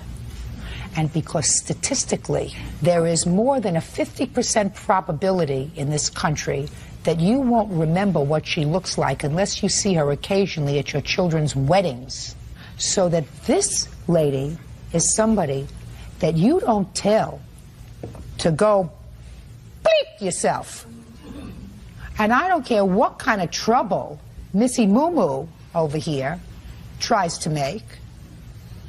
Your mother helped you for 7 years. Now, I'm going to tell you, sir, that I believe you only about one thing. I believe you that there was never an agreement with your mother to pay rent. See that? I'm a reasonable gal. I know what's right and I know what's true. She's angry and she's hurt because probably at this point she has you. You're her only son. You have 2 children. She hasn't seen her grandchildren. That's a very painful thing for her. So, listen, Missy Mumu over here is shaking her head yes. I'm talking to you, not her. Wow. The one that you're not going to remember 20 years from now? I don't remember. Do you know what I'm talking about? I'm talking about your mother who's taken care of you, changed your pants, took care of you when you were sick, took care of you when you had a fever, brought you up, fed you, clothed you, educated you, took care of you for a very long time. This isn't somebody you cut off from her grandchildren. Do I make myself clear? Yes, ma'am. Just remember what I said when I told you to look left. Now, did you or your wife cause any damage to this house when you left? One thing. What? I was gone to move a bed, and when I come back, we seen smoke coming out of the bathroom window, so I went down there. Maybe she left a... They never determined what it was. I think maybe a candle, maybe it's... You mean your wife? Yes, ma'am. And the wind blew the curtain, and the curtain caught on fire, and I put it out. I feel like it could have been fixed with some paint. Okay. So you would agree, Mr. Patterson, would you not, that this accident that you say was caused by your wife negligently leaving a candle burning in the bathroom is your responsibility to fix? Yes, ma'am. But I don't... There you go. I don't think it was as bad as it was said. All I'm going to do is look at her bills to fix it. That's all. The bills were fixed by an ex-husband. I don't care who they were fixed by. I don't care if they were fixed by Howdy Doody. I want to see a paid bill to have it fixed because that is minimally your responsibility. You would agree with that? Yeah, but not as bad as it says. They say it is. Can I please see the bill to fix the bathroom that was damaged as a result of his wife leaving a candle burning and a wind blowing through the window and catching on fire the curtains, which caused damage that might have been fixed by just some paint? Judge Judy continues in a moment. And later today, Grogan says her son, Patrick Patterson, and his wife, Selena Patterson, owe for unpaid rent and for damage to her home. Beverly says Patrick and his wife burned down the bathroom. Where are you living now? In a mobile home. Who rented it to you? I bought it. How much money did you put down on it? $500. How much do you make in mortgage payments? $500 a month. Let us assume that for the past 5 years, not 7, 5, because that's how many years you lived in your mother's house with Missy over here, that you paid your mother what you're paying on a mortgage. That's $500 a month. $500 a month times 12 times 5 years is $30,000. That's how much you saved by living in your mother's house. $30,000. Now, if you didn't put that away, that's your problem. But you don't move out of the house and leave it like a pigsty, which is what you did. We couldn't clean it up. Every time we went over, we get cussed out. It shouldn't have gotten to that point. These photographs that I'm seeing didn't happen in one day. They happened over a very long period of time. She always told me that that was my place. I even told the preacher that that was my place. It belonged to me. Judgment for the plaintiff in the amount of $2,580. Just remember what I said to you, sir. Look over there. You won't remember that face unless one of your kids looks like her in 20 years. Do you understand? This is always going to be your mother. You're making a big mistake and you're being very unfair to your children.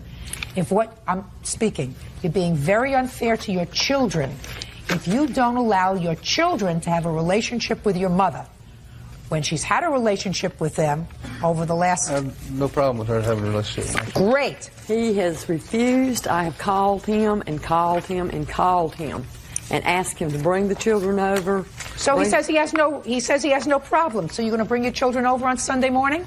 Yes, ma'am. What time do you want him to bring the children over? 2 o'clock. 2 o'clock for a visit? Yes, ma'am. For an hour. Great. Yes, Every Sunday? Yes, ma'am. Is that reasonable? Yes, ma'am. That's fine. Done. Thank you. That's all. Why is your excuse? You may step out. When he put his hands on me and he threw me down to the ground, I knew then that, you know, we need at some point it had to stop. What can you say? I mean, you have to go by what she says, but don't agree with everything. I was hoping he would learn from it. I love him, and I love Selena. Just, he's not there anymore. He's making a family with me and his 2 kids. That's the problem with her, which is fine. We'll see where he is in 20 years. And the control problem is not with me. It's with his wife. And now the next case. All parties in the matter of Baker versus Williams. Step forward, please. 23-year-old cocktail waitress April Baker is suing her ex-boyfriend's sister, 26-year-old medical secretary Angela Williams, for the return of her belongings. Angela says April stole her car. Ms. Baker, you used to live in the apartment or the home of the defendant, who is the sister of your former boyfriend. Is that right? Your Honor. And this is the former boyfriend? Yes, Your Honor.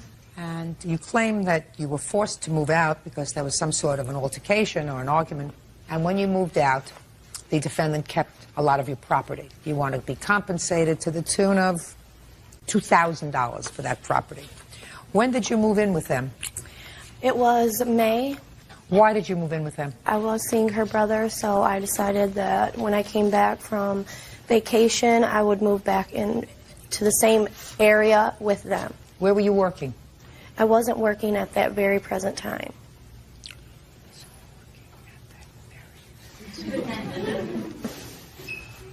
Immediately prior to that very present time, when was your last employment? Before I moved to Worcester. Give me a month and a year. Okay, that would have been in February of 2004. And what kind of work were you doing in February of 2000? I was hostessing in a Greek restaurant in Tennessee. When you moved from Tennessee to where? To Worcester. And how did you get there? I took a bus. How many suitcases did you have? Your Honor, they weren't suitcases. They were very big Tupperware containers with lids. And what was in the 2 Tupperware containers? One of the containers contained all of my shoes and boots, and the other one contained all of my clothing belongings. And when you left their house, what did you take with you? Absolutely nothing, except for what I had on my person. Do you have any of her property? No, ma'am. Where is it? As far as I know, she took it with her when she stole my vehicle. What month was that? That was in July. What do you mean she stole your vehicle? She did take it, said that she'd be back, and never came back. She didn't come back? No, ma'am. How long did she remain away? She was gone that whole night, the whole next day. I finally got a phone call telling me that I could find my keys at her new boyfriend's house, and my car was at her job. So I had to find a ride to get my keys and my vehicle. That sound familiar to you? Vaguely, that is... Not vaguely. Does that sound familiar to you? That is pretty much the case, but not all the way, no. But yes. So if you left, say, July 1st or 2nd, in her car, and you didn't come back, and you went to a new boyfriend's house, you're telling me that you just left with the clothes on your back and you didn't take anything with you? Absolutely, Your Honor. I didn't leave to a new boyfriend's house. I left in the middle of the night. It was midnight Thursday, July the 2nd. Where did you go? I went to a friend's house to have a couple of drinks. I got intoxicated and did not drive back to her house because I'm not going to drive her car intoxicated. I did have her car dropped to my work so that she could pick it up, and the keys were where she said they were at that same person's house, but it was not. I did not take any of my belongings with me. I did not plan on being gone or not coming back. I did not steal her car. Step up. What's your name? Brian. Brian Williams. Mr. Williams, do you have any of Miss Baker's property? No, I do not. Look at me. Did you throw it away? No, I did not. Do you know of anyone who threw it away? No, I do not. Well, I think you probably do. I think you probably either tossed her stuff or got rid of some of her stuff because you were annoyed with her. But you have to have some proof of that. She says she doesn't have your clothing. How do I know that she didn't take it with you? She had her boyfriend come to my house and say, DYS appreciates your donation. That's the local juvenile facility. Really? Did you say that to her? No, ma'am. Did you say her anything? boyfriend said that to me. Did you say it to anyone? No, ma'am. No. Okay. Miss Williams, I have a feeling that you probably kept some of her stuff, and maybe you donated because you were really annoyed with her. That I can understand. No, I did not, Your Honor. Well, somebody did. Let me see what you have there.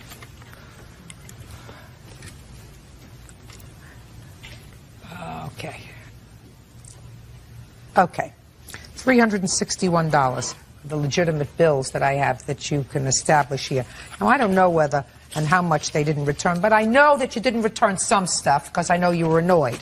That's just common sense. that if she left there, you found some of her stuff there, and I believe that you did return some of her stuff. Everything was gone when she stole my car, Your Honor. I don't owe her anything. No, you're full of baloney.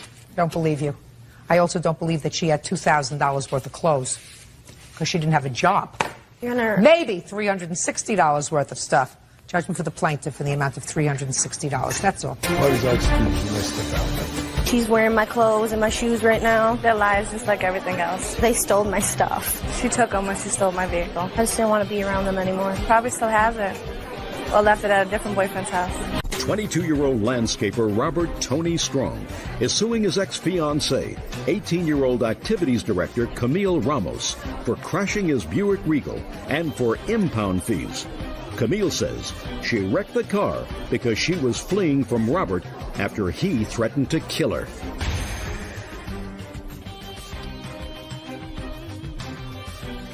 Yes, it's case number 293 on the calendar, the matter of Strong versus Ramos. You're welcome, Judge. Parties have been sworn in, Your Honor. You may be seated. Ladies, have a seat, please. Mr. Strong, how long did you and Miss Ramos live together? For approximately almost 2 months. And how long did you date prior to living together? I'd say about 9 months. It is your claim that after an argument, that Miss Ramos got into your car, drove it erratically, drove into a fence, and wrecked your car. Correct. You want her to pay for the damage. Ms. Ramos says that she got into your car because she was escaping an assault by you. And yes, she did go into a fence, but it was because she was fleeing the apartment because you were assaulting her. When did this happen? August 19th, 2004. Tell me about it, Mr. Strong. Your Honor, that day I came home from work. We had gotten to a verbal argument. About what? About money. What about money? Basically, we didn't have no money. So what were you arguing with each other about? Why don't you go get a job? I had a job, Your Honor. And she? She was not working at the time. So were you arguing with her because she didn't have a job? She was arguing with me because I was not making enough money, not supporting us enough. Then we kept arguing. I told her I was going to leave the apartment, went to go get my clothes from my bedroom. You mean you were leaving her? No, I was leaving the apartment for the night. Oh, just for the evening? Just for the evening. Okay. So everything calmed down. Went to go grab my clothes. As soon as I did that, she darted out the door, jumped in the car, and wrecked it, Your Honor. Okay, can I see pictures of the car, please? Yes, ma'am. Here's all the evidence right here. Just pictures. There's also pictures in there of her damage, Your Honor. Now, after she darted out of the apartment into the car, what did you do? I seen her getting into the car from our bedroom. I ran downstairs. By that time, she was already in the car, leaving the apartment recklessly, driving. I ran after her to tell her to stop. As soon as I started to run, she wrecked. I ran over there to see if she was all right.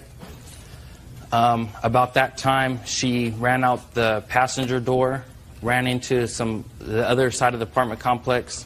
About that time, I got arrested. You got arrested for what? I got arrested, they said, for domestic violence. All right, Ms. Ramos, let me hear your version of the events. August 19th, 2004, you were at the apartment at 5 o'clock in the afternoon. Yes, ma'am. I actually arrived at 5 o'clock in the afternoon because the evening before I had to go to an appointment. Well, I spent the night at my mom's house, and that night... What kind of an appointment? I actually had to go... I had to go apply for general assistance because we weren't bringing in enough money, and he wasn't allowing me to work. I had to What do you sneak. mean, just a second, what do you mean he wasn't allowing you to work? He wasn't allowing me to work. I don't understand. Put your hand down. I don't understand that. He wouldn't allow me to go look for a job throughout the day. I would sneak to go look for a job. And when was the last time you were employed? Last time when I was employed, I was 16 years old. And that was at How Burger old are you King. now? I'm 18 now. And I am employed now. Mr. Strong? That is incorrect, Your Honor. Okay. I encouraged her numerous times to get a job. Well, tell me about it. Tell me about it, Mr. Strong. I even, to the point where I told her I would leave the, I would leave the car keys and everything, even to the point where I told her my mother would take her to go look for a job, Your Honor, while I'm at work. What was the argument about on the 19th of August, Ms. Ramos? By that point, I was just so fed up with barely making ends meet that we had to, penny pinch. We had hardly no food in the fridge. So I said, you know what, I'm going to apply for general assistance. Well, I didn't tell him that. I told my mom that. I went to spend the night at my mom's house that evening, and I didn't ask him or anything. I just packed my stuff up. By the time he got home from work, he said, "Where are you going?" I said, "I'm going to my mom's house to spend the night. I have an appointment in the morning." Well, that evening when I was at my mom's house, he called me numerous times. His mom called me numerous times saying that Tony is here. I'm sorry, Robert. They call him Tony. Tony is here at the house. He, I don't know what's going on. He's pacing back and forth. I have no idea what's going on. I told her, well, I'm here at my mom's house. I had to leave for the evening because I have an appointment in the morning. Well, following evening, I went back home. The house was a mess. He wasn't home from work yet. The house was a mess. And finally, he walked in about 5:30, 5:15, and I was in the kitchen trying to clean stuff up. And he said, "Hi, babe." I didn't say anything to him. And he said, "Well, what's wrong? Why are you mad?"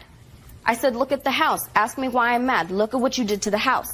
He said, "Well, oh well." He said, "You left me like a dog the night before, so I messed up the house." I said, "That's no excuse to mess up the house." So he turned around and I said, "You know what? I don't need this.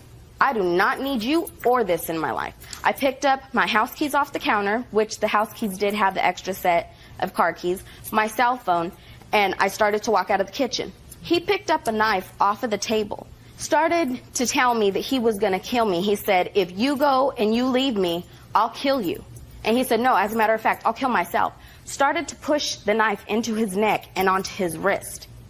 At that point, I started screaming, and I was trying to pull it up so it wouldn't puncture him. Finally, he dropped it, and he went and he grabbed me by my neck and started pushing me up against the kitchen sink, in the corner of the kitchen sink and the stove. Started choking me. I finally pushed him off. When I pushed him off, he reached in to get a kiss. And I went like that. I said, you passed up that opportunity. And I started walking out of the kitchen. When I started walking out of the kitchen, he ran up to the front door. I got the front door open about this much. The neighbors seen me. I opened up the front door, and he went and grabbed me by my throat and pushed me up against the wall. Slammed the front door. He said, "You F&B, you're not going nowhere." He grabbed the cell phone out of my hand and threw it up against the wall. That's in the police report, too. The neighbors were hearing everything that was going on downstairs. What the neighbors were hearing. Who called the police? The neighbors. You didn't call the police? I did not call the police until I finally ran out of the house, but that was minutes later. Where did you call the police from? At the neighbor's house, but that was after I wrecked the car. Judge Judy continues in a moment. Robert Tony Strong says ex-fiancée Camille Ramos wrecked his Buick Regal. Camille says she was fleeing from Robert after he threatened to kill her. Can I see the police report, please? Yes, ma'am. There are statements from witnesses that seen him hitting me. Sorry. It's a chunky one. Yes, sir. Your Honor, I never once hit her. Never. He pleaded to domestic violence. Not once did I hit her. Speak. The only reason I did plead to domestic violence, Your Honor, is because so I can get out of jail. I was facing 6 years in the penitentiary. Listen to me, Mr. Strong. I didn't even ask you the question. You were arrested for domestic violence? I was charged with domestic. I was charged with corporal injury to a spouse or companion, destruction of telephone or telegraphic, and terrorist threat. How long had you been living in that apartment complex, sir? For about, I'd say, a month and 3 weeks, so almost 2 months. Do you know a woman by the name of Melinda? I do not know, sir. Ma'am. She's a neighbor of yours. Police interviewed her. Okay. This neighbor says she saw you push the defendant into a corner and you had your hands around her throat. That's not true, Your Honor. Okay. I never once pushed her or grabbed her. Your Honor, I have pictures of my injuries.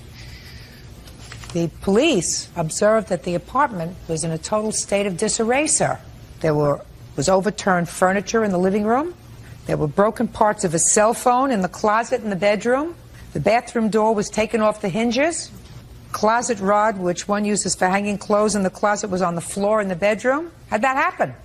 That happened when I went to go grab my clothes, Your Honor. I was in my closet, and I went to go like this, bear hug all my clothes. When I did that, she pushed me into the closet. You left that out. I fell down, and that's how that curtain thing broke. You left out the fact that she pushed you in the closet, Mr. Strong. How did the furniture get overturned in the living room? I don't know about that one, Your Honor. When I came home... How did the cell phone get broken in a lot of pieces, sir? How did that happen? I don't know, Your Honor. You don't know? No. You do know that you pled guilty to domestic violence. Yes, I do know that. Now, when you pled guilty to domestic violence, the judge asked you to make a statement as to exactly what you were pleading guilty to. What did you tell the judge you did on the 19th of August? I just told the judge, basically, I defended myself. She came after me with a knife. I pushed her away, and after that, I went to go get my clothes out of my closet. She pushed me into the closet. She left, and that's when she jumped in the car, wrecked it, and Mr. I ran Strong, after her. Mr. Strong, there are all different kinds of judges in this country, some brighter than others. None of them would have accepted the plea that you just outlined to me as They a plea. did, I'm speaking as a plea of guilty to domestic violence. Because what you said to me was that you pled guilty, although she was guilty of domestic violence. You must think that the whole world is stupid, including me. Your Honor, that... Yeah, listen to me, sir. That never happened. That did happen. Never happened. That did happen. Mr. Strong, never happened in this country, sir. Okay. Never. Excuse me, Your Honor, that's that what is did what he happen. told the judge. I want to tell you something. You're his mother? Yes. Listen to me. I was Listen to me. in the court when he told the judge, and he's leaving out the fact that he had a cut from her cutting him with the knife. Listen to me very, very And that there are carefully. photos I'm and speaking. bruises My from mouth her. is moving. No jurist in this country would accept a plea as outlined by your son, because what he told me was she came at him with a knife. In response to that, he went to the closet to get his clothes and left. That's what you told me. Correct. Right? The police support her version of the events because they say that the apartment was a disaster, which is what she says in her statement. Not that you were just waiting for her to come home and you had a discussion about money that escalated into an argument. You never put your hands on her. In addition to that, your statement and your plea to domestic violence totally fall without what I consider any kind of reason or common sense, which leads me to believe that she was escaping from your assault. She was escaping from your assaultive behavior. Put your hand down. And as such, sir, if she was escaping and if she totaled your car because she was trying to get away from you, deal with it. Your case is dismissed. That's all. Thank you, Your Honor. All these are excuses. You may step out. She was planning to leave me and didn't know how to tell me, so that's how she did it. I wasn't planning on leaving him. I was planning on bettering myself. She had another boyfriend on the side. When a lot of people weren't there for me, he was. But in the end, his true colors showed. I am glad it's over, and now I can get on with my life. For all those girls out there who you think that you need help from anyone, you don't need help from no one. You do it on your own, just like I did it, and you'll make it. You'll make it with everything you got. And now the next case. 26-year-old account specialist Beatrice Turrieta is suing her mother, tanning salon owner Beatrice Coleman, for having her falsely arrested and for the return of her belongings. All rise. Yeah, this is case number 470 on the calendar in the matter of Turrieta versus Coleman. Parties have been sworn in, Judge. You may be seated. Gentlemen, have a seat. Ms. Turrieta, this is your mom. Yes. And you're suing her for a couple of things. First, you were living with her and her boyfriend. I assume this is the boyfriend? Yes, it is. For a while. You and your husband? Yes. And children? My baby. Your My baby? 6-month-old Your son. child. And there was some sort of a disagreement, a dispute. You left the house and you claim that your mother still has some of your property. Yes. That's one. Number two, you claim that your mother falsely reported to the police that you had stolen a credit card from her. Correct. And you were arrested. Yes. Your mom says that she has none of your property, and I don't understand her defense with regard to the credit card. Is what you're saying, Ms. Coleman, that you didn't call the police, but your boyfriend called the police? Exactly. Okay. Now, when did you and your husband and baby move in with your mother? April 2004. Why? My mom didn't raise me. My father raised me from when I was 3 and my brother was 1 in New York. And I talked to my mom maybe 3 or 4 times a year for my whole life.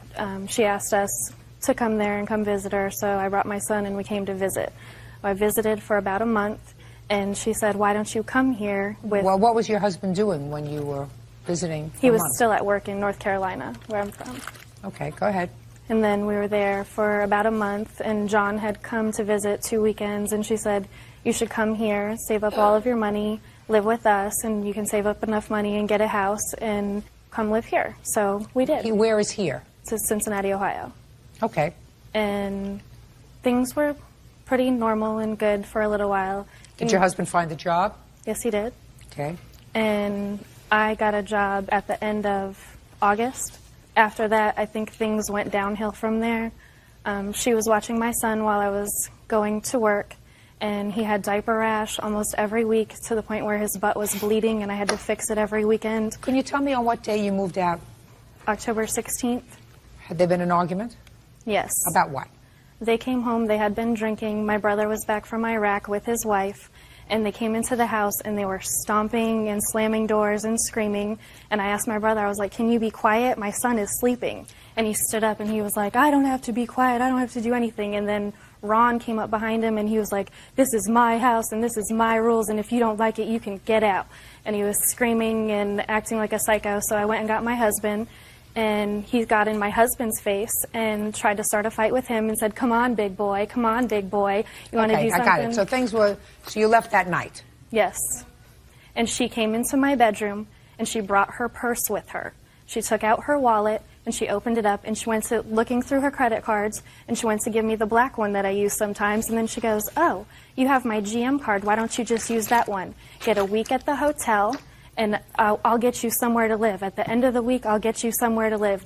Well, why would she get you somewhere to live if you were working and your husband was working? Because she felt bad because we had moved there. You had the credit card? Correct. Ms. Coleman, how did she get the credit card? She had it.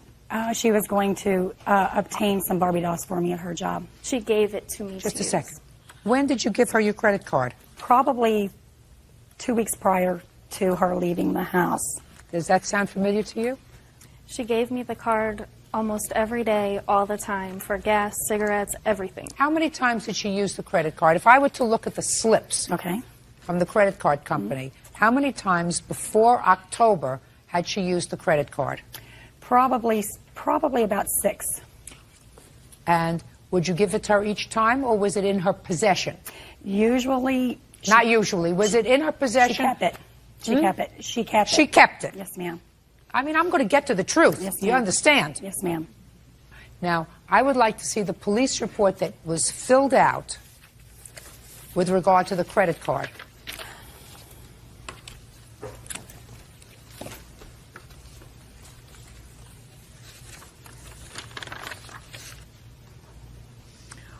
Well, first of all, Mrs. Coleman, you filled out this police report. This is in your handwriting. Yes, they made me.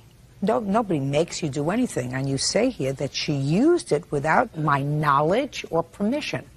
Right. Who made you? Your boyfriend? No, when the sheriff came to the house. Why did the sheriff come to the house? Because he had checked our account online, and she had used Who it. had? My husband. Yeah. And she had used it at the motel room, charging $309. She went 3 different times in a matter of hours to the Meijer at the bottom of the hill and went on a shopping spree. Okay. And so charged what? Energy drinks, men's boxer shorts, women's bras, conditioner, shampoos, all the stuff that she brought the policeman to the house to get that night. Ms. Coleman, I don't understand something, madam.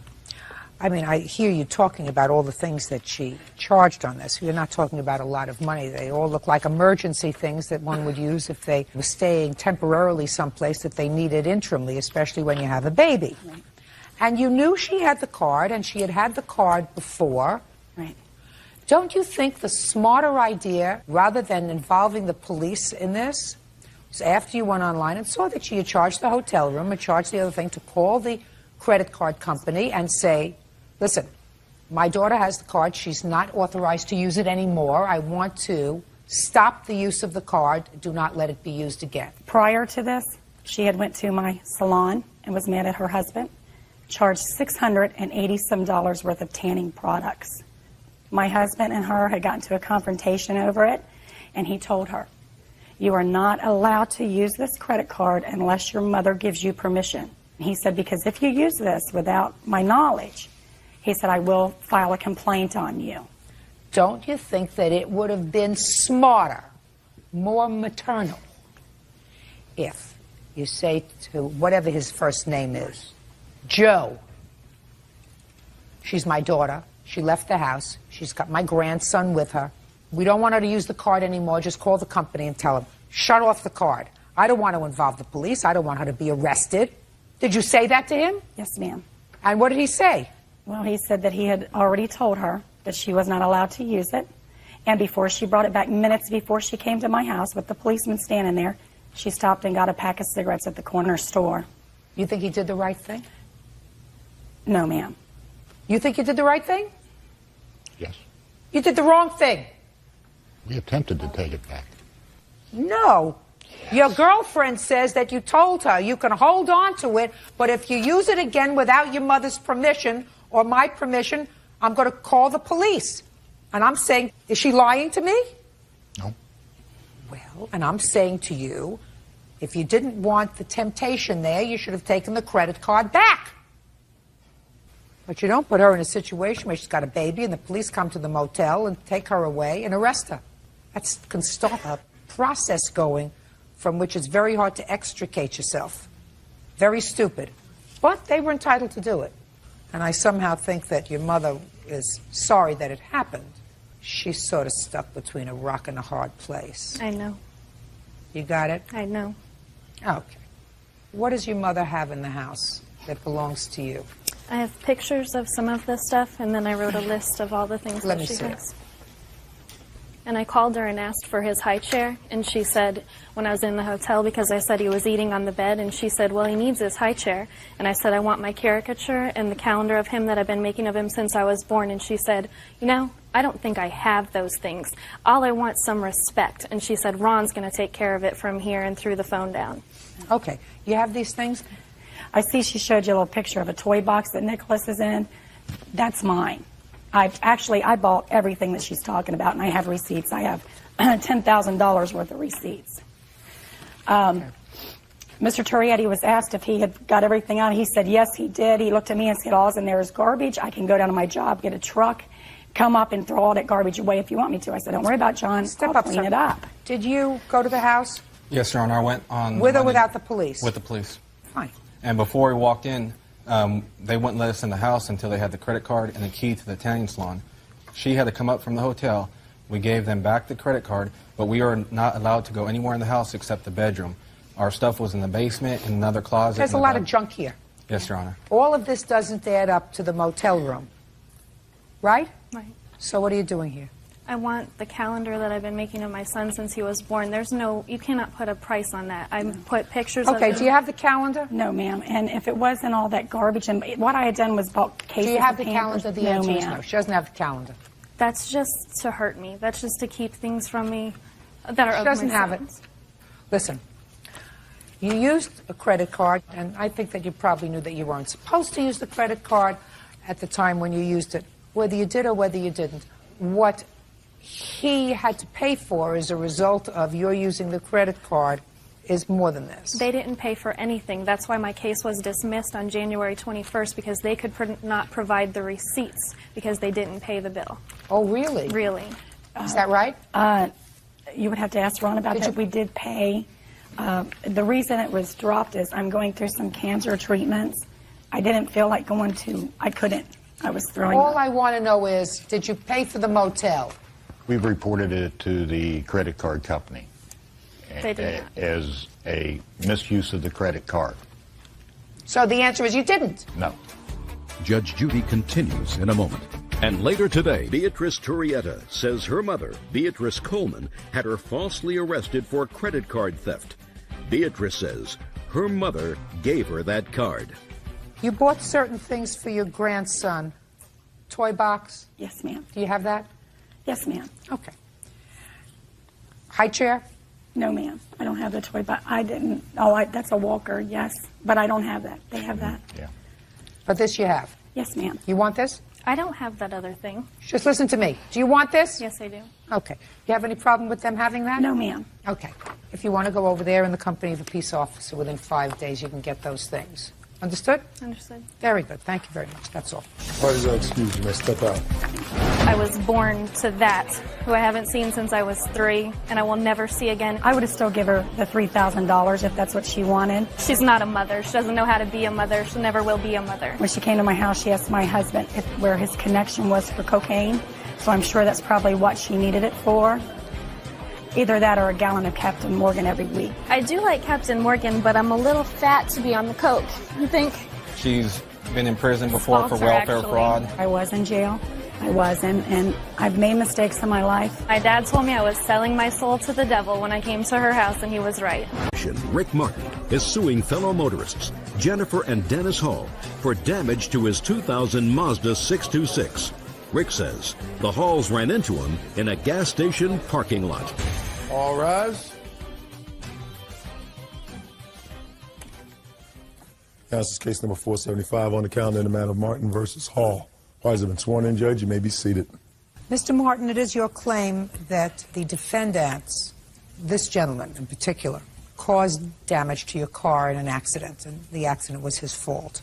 Mr. Hall says that it was your fault, and you don't know why, anyway, that you're suing him because he wasn't driving. It was Miss Hall who was driving the car. So you must have not been watching carefully. Apparently. When did this incident happen? September 17th. Where were you? I was in Maitland, Florida, turning into a gas station. What happened, Mr. Martin?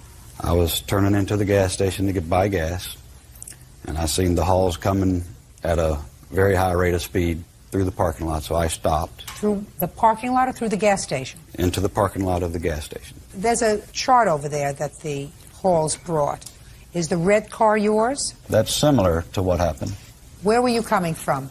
I was coming from the north, turning in just like that shows, and I stopped, and he come crashing into me. He was driving probably about 45 miles an hour through that parking lot. Okay. What kind of a car were you driving, sir? Mazda 626. And where was the car hit? Right in the passenger side in the front. Knocked the bumper Do you have a completely off. photograph? Yes, ma'am. May I see it, please? Sure.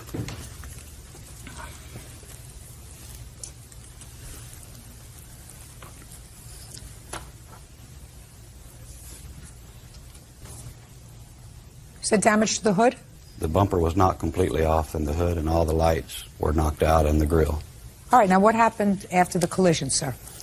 After the collision, I started to call the police, and Mr. Hall came over and said, "I'm sorry, I didn't see you. Please don't call the police. I'll have someone take care of your car for you."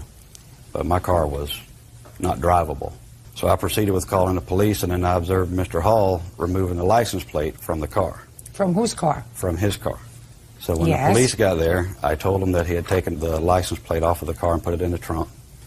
He went and found it, and then they claimed that Mrs. Hall was driving, but that is definitely not the case. So the police officer ticketed him for removing the tag from the car because that tag did not belong to their car, and then ticketed her for driving with no insurance and for careless and reckless driving. On their statement that it was Mrs. Hall who was driving. That's what they're claiming, yes. But it wasn't Mrs. Hall who was driving. No, ma'am. It was Mr. Hall. Mr. Hall was driving. And on page 2 is the correct diagram. It's very similar to that, but it shows my car in a straight line, not in an angle like that. Why did you take the plate off the car, Mr. Hall? Because the plate did not belong to that car, Your Honor. Why not? Because we put it on the car to transport the car to a sale lot to put the car up for sale. Well, where were you coming from, Mr. Hall? We were going from our residence to the gas station. We were putting gas into the vehicle and then taking the vehicle up to put it up for sale. Where were you taking it to put it up for sale? Literally 2 blocks away from there, which is also just a couple blocks away from our residence, Your Honor. Well, Mr. Hall, that doesn't make sense, sir. It doesn't make sense that why you would be putting gas in a car to take it to a place for 2 blocks. Because it was on dead E, and we're afraid the vehicle would run out if someone was to test drive it, Your Honor. Oh. When did you buy this car, sir? A few weeks before that, Your Honor. From whom? You're looking down at your feet, sir. I don't remember the gentleman's name, Your Honor. Did you have a bill of sale for it? No, ma'am, not on me. Did you have it then? No, ma'am, I did not. You're pretty slippery, sir. Show me where your car was hit, sir. Yes, ma'am.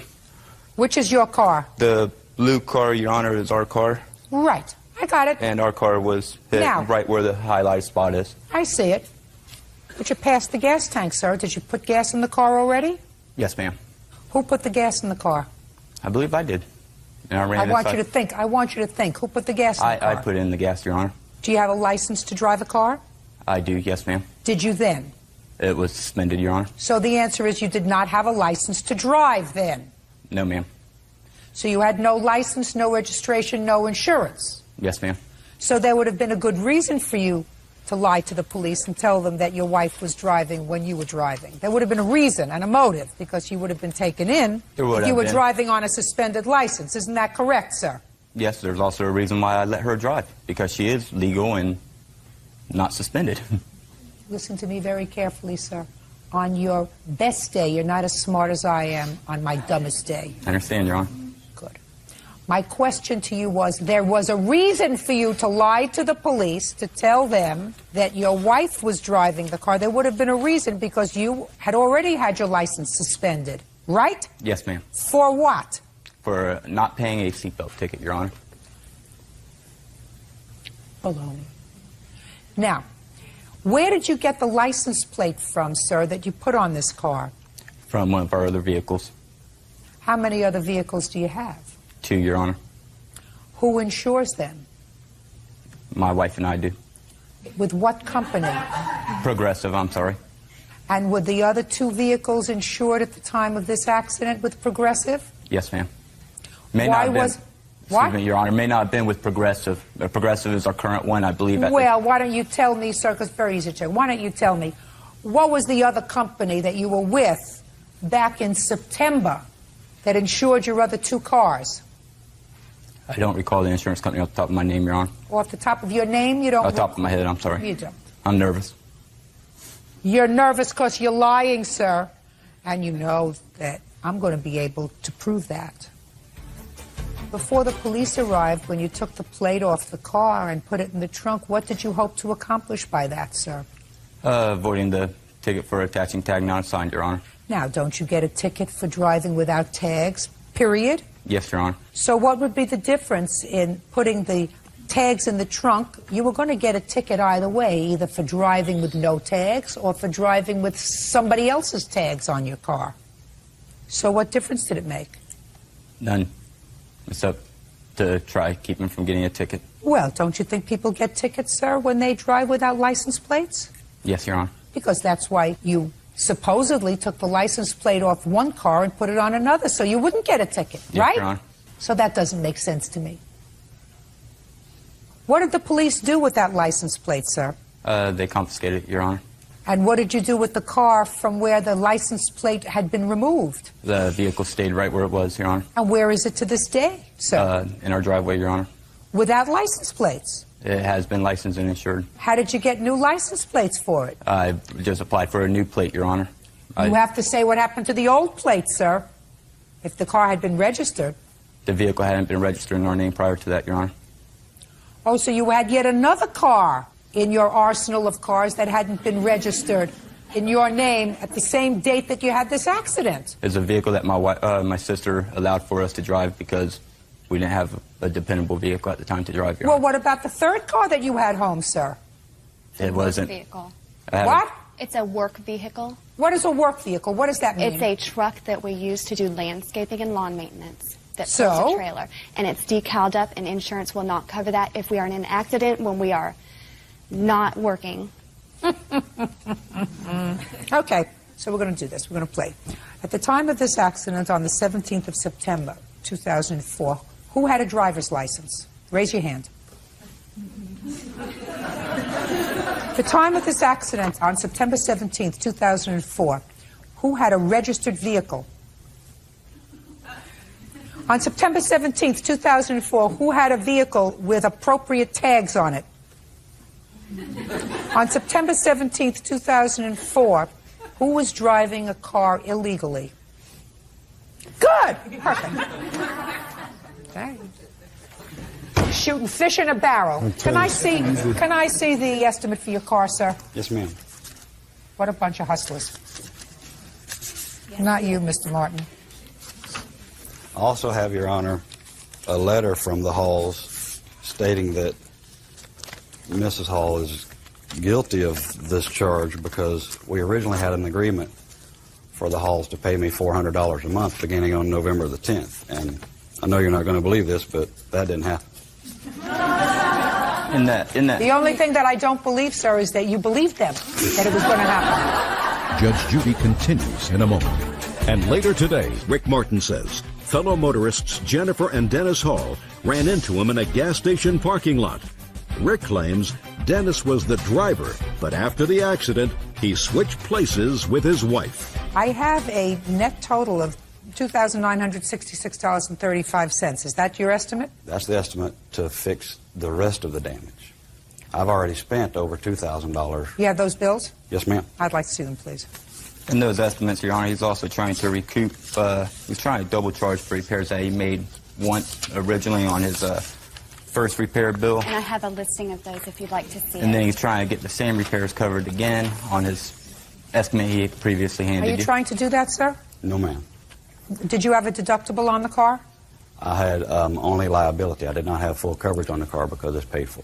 Okay, what did Allstate pay you? Allstate only paid the tow bills. And I tried to relay that message to the Halls, but they would not return any of my calls to find that out. So. They wanted you to go away, like their license plates. Yes. Your Honor, he when he originally showed up at our doorstep, he was demanding the $14.95 and repayment as well as new headlights. So how much? Just a second. So how much did you give him, Mr. Hall? I gave him $0. Well, now you're going to give him $4,834. Judgment for the plaintiff. That's all. Parties are excused. You may step out. The first thing I thought was they were going to drive away. We like to buy and sell vehicles, and my husband was in the back seat. I didn't ask him what he was doing. I took a photograph of the license plate. I could still tell you the number of that license plate right now. When the gentleman hit us, my husband bounded out of the back seat, driver's side, and of course everybody thought he was getting out of the driver's seat. I think that they're professional con men or deadbeats. I don't know. When Jennifer asked to see some type of receipts or anything, he didn't provide any. Instead, he just went and got additional estimates and came up with this claim with that. When I went to his house, he told me that I was not the first person that he ran into. That would be why he doesn't have a driver's license. Assistant Director of Human Resources, Naheed McGowan, is suing hair salon owner Manouk Kasabian for damaging her hair and scalp during a Japanese hair straightening process. Naheed also claims Manouk is guilty of sexual misconduct.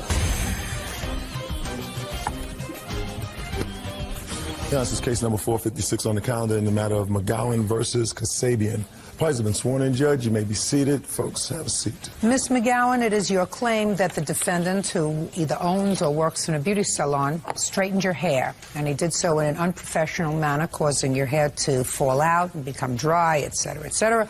And in addition, you claim that he was unprofessional in the way he spoke to you during the course of his hair treatment. You want him to compensate you for all that you went through in the amount of $5,000. Mr. Kasabian says that he performed a service for you. He did so in a professional manner. And as a good businessman, when you came in and complained, he gave you a partial refund, but he certainly doesn't owe you any more. That's your defense. That's right.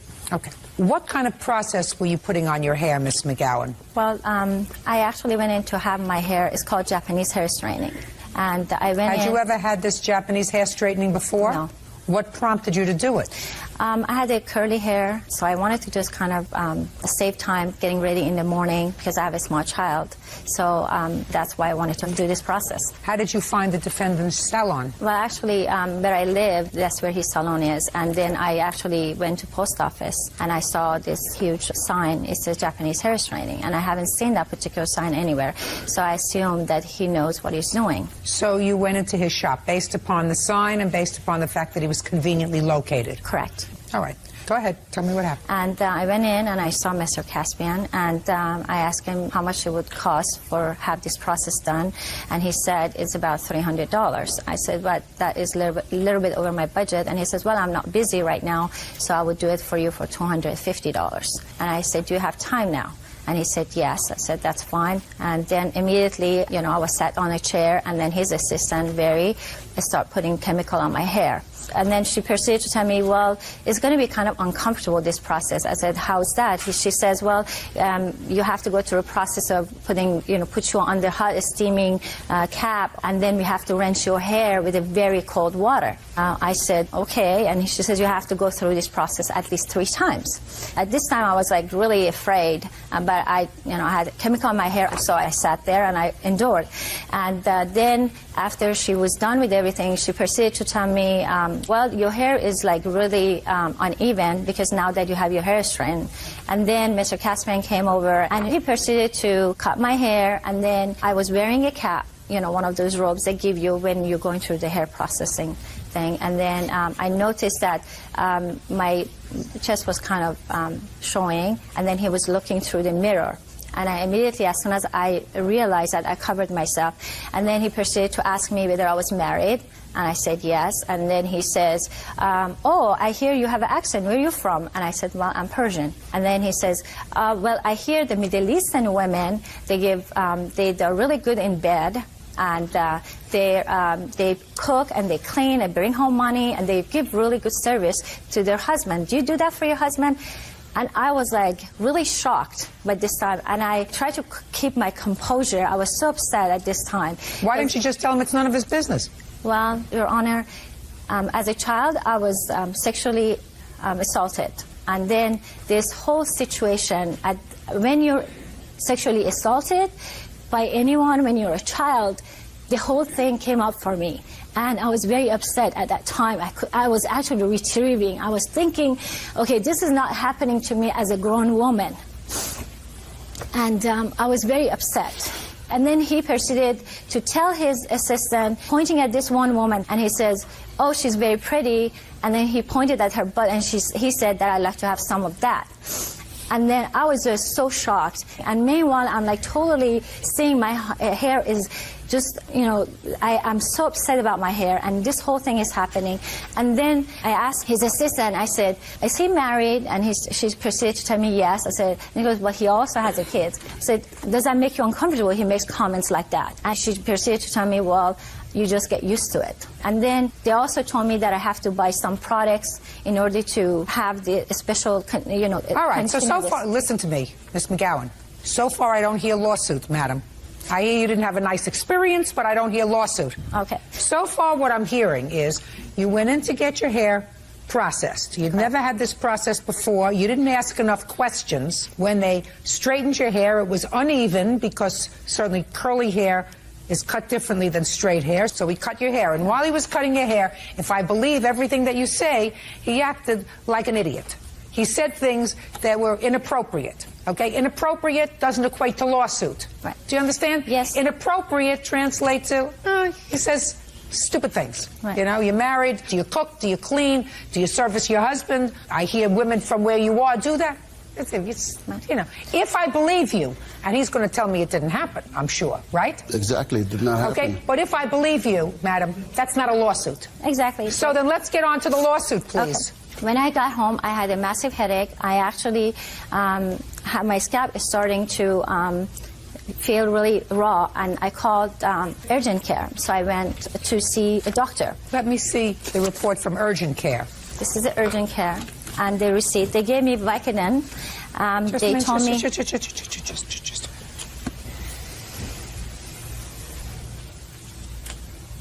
Are you showing me something from a psychiatrist? Well, I'm showing you a couple of things. The very first page is from urgent care. I have a very bad headache, and my scalp was completely raw, and that's why they put me on Vicodin, which I've never taken before. Okay. And then after that, I couldn't sleep for 3 consecutive days and called my primary physician, and he asked me to go to psychotherapist. And that's what you see, is a psychotherapist. What else? And then during this time, I actually went to another beauty salon who they knew how to retrieve my hair, and these are the costs. That I have the receipt, and also some of the product that I had to get to... I don't hear anything wrong with your hair. My hair is chemically burned, Your Honor. Are you telling me that less than a month after this treatment, you went to another hair salon and had hair color, highlights, and a deep conditioner? That's Is that what you're telling me? Yes. Madam, listen to me very carefully. Common sense suggests that if your hair is burned because you've had it straightened or because you've had it curled and have a permanent, and if it's not in good condition, the one thing you don't do is put more chemicals on it. Judge Judy continues in a moment. Shahid McGowan says hair salon owner Manu Kasabian owes for damaging her hair during a Japanese hair straightening process. I'm ready to listen to you, Mr. Kasabian. Go ahead. Thank you, Your Honor. First of all, Your Honor, this lady, she walks into the salon like a month before she came back in. She said she saw the sign and she wanted to have like some knowledge about the way it's done. So I took the time and I explained to her from A to Z how it's done. So she left. Came back a month later, she just walked in. No lying. appointment, nothing. You're Listen, completely Miss lying. Miss McGowan, look at me. Don't speak. Did you hear how quiet he was when you were testifying? And you were testifying for 12 minutes? Listen! Did you hear how quiet he was when you were testifying? He didn't say anything. That's what you're supposed to do. Don't tell me shy. Don't tell me whatever brings back. I'm not interested. I want you to be quiet and let him testify. You had your turn. We understand each other? Yes. Okay, so she came in once, then she came back again July 13th. So she came back the second time. She just walks in, no appointment, nothing. She says, I made up my mind, I want my hair done. I go, okay, sure, I'm not that busy, I'll do it for you now. So we started working on her. My assistant started to work on her, and then I came and I did the chemical straightening myself. During this time, I look at her hair, and her hair is like very uneven. So I said, can I trim it for you, fix it up? She said yes, so I went ahead and I cut it for her. And then she's saying that I'm looking at her hair through the mirror. How am I going to look at her breast, Your Honor? She has a cape on it, she's covered up. And then she paid for her hair, she was very happy, she left. Now 3 days later, she comes back in by herself. I'm very busy at the salon, I had like about 5 people we're working on. And she says to me, my hair is fuzzy, I need to talk to you. So I look at her from a distance, I go, come closer, let me look. My hands are full of color. I'm working on this lady here. Which lady? Miguera. You were She's a my customer? client. Yes. Just a customer? Yes, Your Step up. Tell me your name. Mayada Cillian. Do you recall being in the shop, being a customer in the shop on the day when Miss McGowan came in? Yes, Your Honor. You don't know him from any other place other than the salon? No. Okay. Tell me what you heard. Well, he was coloring my hair at the time that the lady walked in, and she was complaining about her hair being fuzzy. And to look at it, and he tells her, well, it went under chemical process. It's going to take time for your hair to rejuvenate, but it looks fine to me. You can't wash it until 5 days, but it could be touched up with a blow dryer or straight ironing. And she goes, well, I don't have a straight ironing. He goes, well, I know you don't have it, but we sell it here. They sell it everywhere else. If you'd like to purchase one, it's fine. Or you can just touch it up with a blow dryer. And she was still unhappy. She was complaining and started talking loud to him. What did she say? She said, well, that was not professional. I'm not happy at all with my hair, and you're really not giving me the attention. He says, if you want to take an appointment, I can condition your hair for you, give it back some moisture. You're more than welcome to come back. But now I can't do anything. I'm with a client. I am sorry that you feel that way. She walks out unhappy and leave and come back maybe 15 minutes, 20 minutes later with her husband doing another big scene. Well, what happened when she came back with her husband? She came back with her husband. He was done coloring my hair. I had the process on. He was cutting another lady's hair. And she walks in with her husband. Her husband asked him to step out. And Mr. Manouk says, I can't leave my client and step out. He goes, if you don't step out, I'm going to make a big scene in your salon. So Mr. Manouk said, you already made a scene. Let's just hear it, what you have to say. He just started yelling and cussing and using bad words, and all the clients were surprised. I mean, he had other people sitting there that they were really upset and got up and started telling them, please, to be quiet and calm down. And he won't do that. They were both upset. They threatened to do a lawsuit, and they said, we want our money back. You're not giving us our money. He says, I can't give you the money for something I did right. They wanted the money back for their product that they purchased. He says, no problem. You bring the product. I give you the money back. Your Honor, she wanted to keep the product and have me pay her back the money for the product and the hair. So after 5-10 minutes of being loud and talking, Mr. Manouk just asked him to leave because it was a really big scene in the salon. Mr. McGowan, you want to step up here, sir? Why did you go into the salon that day? Well, after seeing my wife very upset and crying for several days, couldn't sleep for 3 or 4 days, I finally asked her what is wrong, and then she told me that she went to a salon and he didn't have the time of day for her. So she said, will you come back with me? I just want my money back. And so we went into the salon. I said, Mr. Kasabian, we need to talk to you. about her hair She situation. said you made a scene in the salon. Here's what I said. I said, we need to talk to you about your hair salon. Can you talk to us now? No, I'm busy. I said, you wouldn't talk to my wife a while ago. I said, you need to talk to her now. Either you talk to her now or everybody's going to hear it. Well, why would you do that, Mr. There was- McGowan? That's outrageous. Sir, Because listen to me. That's outrageous. Sir, your wife walks in the middle of a business day. She wants his attention while he's working on somebody else. And because she wasn't instantaneously gratified, she went home. She cried to you. You went back to the store and he was working on somebody else. And you said, if you don't take care and speak to my wife immediately, you made a scene. Well, for you and your wife to walk into a business that's a busy salon and make a scene because you didn't get instant gratification is outrageous. Your Honor, he burned my hair. And you reburned it 3 weeks later. No, I didn't. Are you wearing a wig now? No, I Your didn't. hair looks just fine to me. Your case is dismissed. That's all. Why does that excuse you may step out?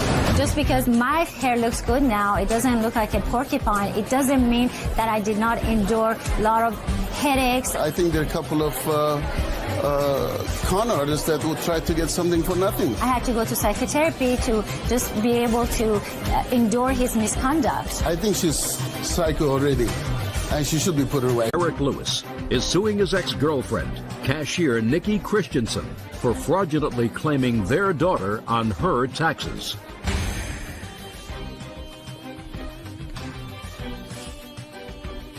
This is case number 576 on the calendar in the matter of Lewis versus Christensen. Parties have been sworn in, Judge. You may be seated. Folks, have a seat, please. Mr. Lewis, who is this young lady? This is my fiance. And Miss Christensen, who is this gentleman? This is my husband, Jamie. Are these people here for moral support? Is that what this is all about? Character. Character. I acknowledge the fact that the two of you have a character. You also have a child together. Yes. You have any other children? No, I don't. You have any other I children? have 2 other children. How old are they? A 4-year-old and a 16-month-old. And how old is the child that you share? She's 7. Did you live together before she was born? Yes. For how long? Before she's born, year and a half. Did you live together after she was born? Yes. For how long? Almost 2 years. Any reason why you never married? Just didn't work out. Different goals in life. Different goals. But the one goal that you had in common was having a child together. Perfect. This is what the case is about. After you separated, ultimately, the courts got involved and set up a child support order as well as an order that directed that each of you would change claiming the child as a deduction on your income tax returns. This past year was your year, Mr. Lewis, to claim the child as a deduction. The caveat was that you had to be current with your child support. When you went to claim the child on your tax returns, you were advised by, I assume, your tax preparer that Mrs. Christensen had already claimed her as a deduction, despite the fact that the court order allowed you to do it. So you want what would have been your refund for the child. That's right. Ms. Christensen says that you were not current in your child support payments, and therefore it didn't trigger your claiming the child as a deduction. She is counterclaiming for some nonsense, which says that because your check is garnished for your child support, a certain amount is deducted for administrative costs for the deduction of your child support, and she thinks that you should pay her that amount. That's what your counterclaim is. It's really nonsense. That's something that the state imposes, not the plaintiff. Okay? Let me see the last order of support and the first order of support.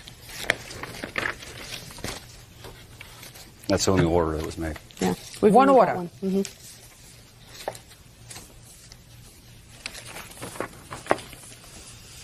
You petitioned the court, is that right, sir? Yes, I did. For an order of paternity, custody, and or visitation. Was that because you were having problems with visitation? Yeah, she told me I had no rights to my daughter. And How long have you been married, Miss Christensen? 5 years. How often were you seeing your daughter at the time that Miss Christensen got married? Every other Sunday. Started out as the weekends and on to Sundays. Her and one of my ex-girlfriends had a fight. Your Honor, can I say something? Sure. Mr. Lewis has been sporadic with his visitation with his daughter. It is true, me and one of his girlfriends who, at the time, we didn't get along, and we got in an assault fight kind of concept on one of his visitations. So at that time, I asked that he had his visitation with my daughter at his parents' house.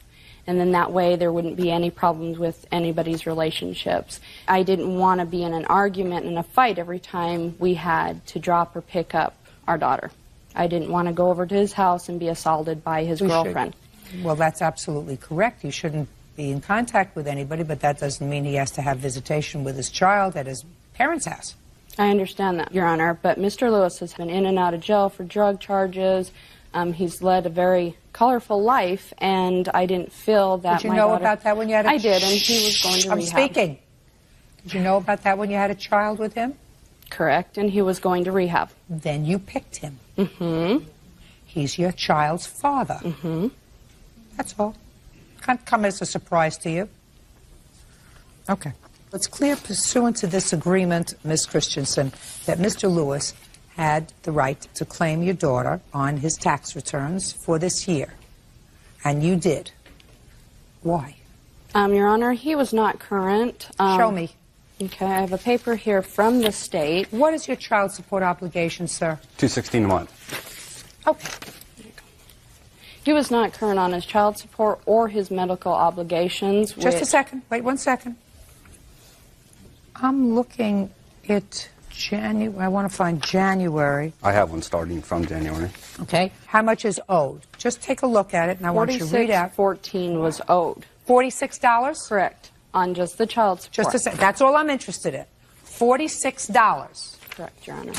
So that's not a reason to claim the child on your tax returns as a dependent. I will tell you that right now. Shh. And aside from the fact that he says he paid it, that $46 from whatever amount that was, but at $216 a month for the past year, if what he is $46 in arrears, I think it's overreaching, Mrs. Christensen, for you to claim that is the reason that you didn't follow the court order. You say it's more than that. So tell me what's more. I gave him a list of the items that he owed. I'd like to see it. And when did you give him the list? He knew at the time when... When did you give him the list? I gave him the list in... February 10th. January. And he Just a second. also... Wait, whoa. Why did you wait until after the first of the year to give him a list that said that he owed Tanner Clinic $25 copay, Visual $45 copay, and health insurance for 2004 $350 yearly? Why? Because Mr. Lewis never contacted me to ask me. I want to tell you something. Anything. You're slick. You're slick, but nasty. You're a slick lady, but a nasty lady. Judge Judy continues in a moment. Eric Lewis says ex-girlfriend Nikki Christensen owes for declaring their daughter on her taxes. Nikki claims Eric is neglecting their child. This was within your control. And if you said to me that in November I sent him a list and I said to him, this is what you owe to keep yourself current with regard to the court order, then I might have sympathy for you. It is disingenuous of you to send him this in January. You got it? I understand. Good. Now, how much of a benefit did you obtain by claiming the child this year on your tax returns? I'm not even sure the full amount, Your Honor. Do you know? I know what I lost, not what she would have made. Well, what did you lose? $2,900. Show me. I have the copy when it was first done, and then when it was done a couple days later after they told me she'd already been claimed. May I say something, Your Honor? Sure. I didn't feel it was my job to go out and babysit him and tell him, you need to be paying me this. That's why I originally went and got involved with the state, to garnish his wages. Listen to me, madam. You didn't file the petition. He did. He asked the court to set a support order. He asked the court to set a visitation order. That's the caption of the petition. Put your hand down. Doesn't mean you have to babysit him. It just means that you have to be a reasonable person. And if you had obligations that you felt as if he should have paid in 2004 in order to let him claim the child as a deduction, if you were being a reasonable person, you would have advised him of that on the 1st of December instead of sucker punching him and waiting until January 10th when he could no longer comply with his obligation. Put your hand down. Does it sound like you're losing? No, ma'am. You chose him to father a child, and it would probably be a hell of a lot easier for you now that you're married and have 2 other children if he were no longer in your life, if he took a powder someplace and wasn't involved. Unfortunately, life doesn't work that way. You two are tied to each other. Get used to it. Judgment for the plaintiff for the amount of $2,900. Your counterclaims dismissed. That's all. Thank you. Parties are excused. You may step out. Mr. Lewis has been in and out of her life, and until he's been in a serious relationship, didn't choose to really have a very adequate relationship with his daughter. I had my daughter every other Sunday for 2 years before this. I hope they build and bond and grow. Oh, I'll still have her every other weekend. And now the next case. All parties in the matter of Riley versus Kent. Step forward. 25-year-old restaurant manager Cody Riley is suing his former roommate, 20-year-old barista Zachary Kent, for selling his property while he was in jail.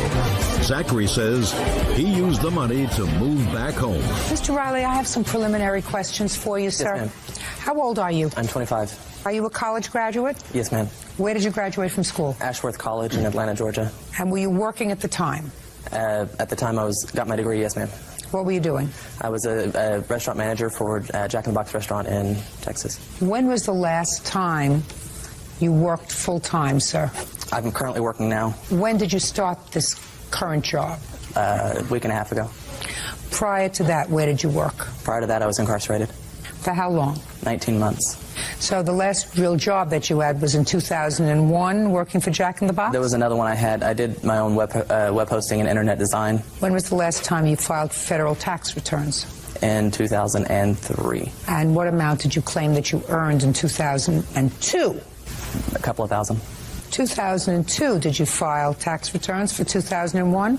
Yes, ma'am. From working in Jack in the Box? Yes, ma'am. How much did you earn there? 19 and change. 19,000? 19,000, yes, ma'am. These are just preliminary questions to what your case is about. You were incarcerated, according to what I read in your complaint and in the defendant's answer, for creating bad checks. Yes, ma'am. Not writing bad checks, but creating the checks yes, ma'am. On your computer. Yes, ma'am. And your complaint is that you and Mr. Kent had been good friends. You decided to move from Texas to Kansas City. And you did move there. You were older by 4 or 5 years. Is that right? Yes. Speak. Yes, Your Honor.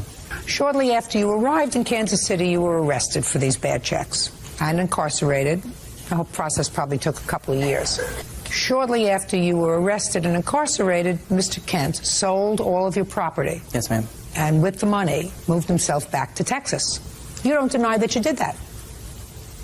Could you answer me? This is a television program. No, ma'am. It's not a silent movie. Right? Yes. All right, good. Now, why did you sell all of his property? He paid for my way up there. I felt that he had to pay for my way back. He's out in Kansas.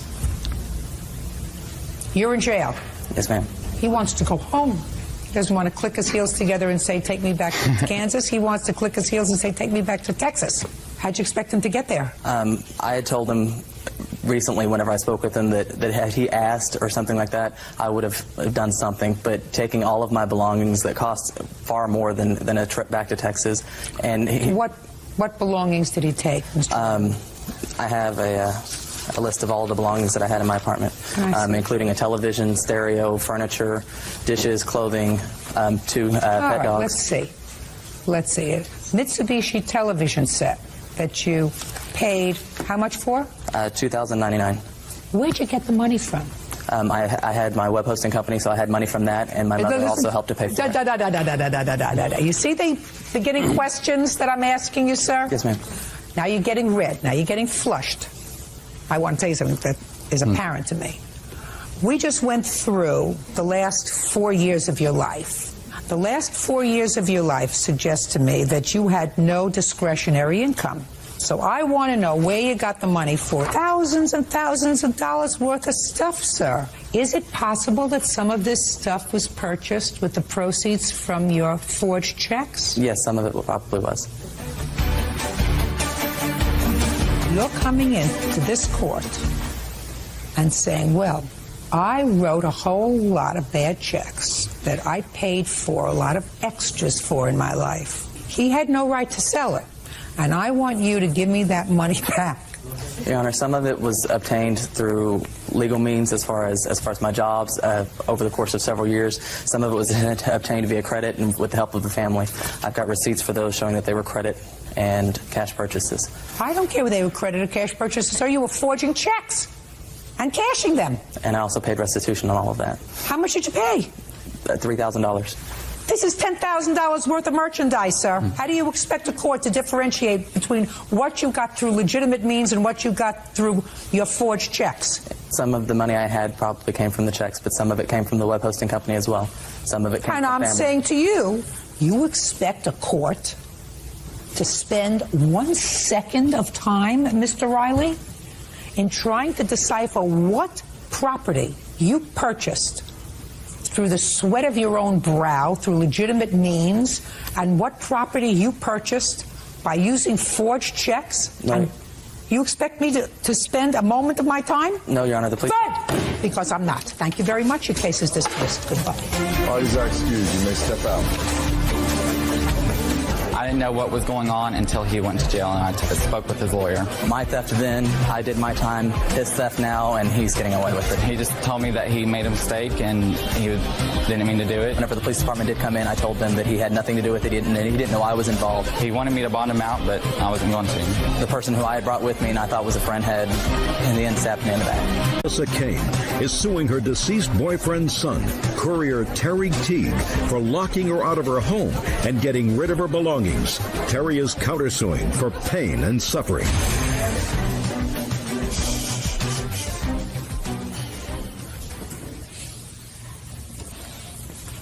Yeah, this is case number 573 on the calendar in the matter of Kane versus Teague. Parties have been sworn in, Judge. You may be seated. Folks, have a seat, please.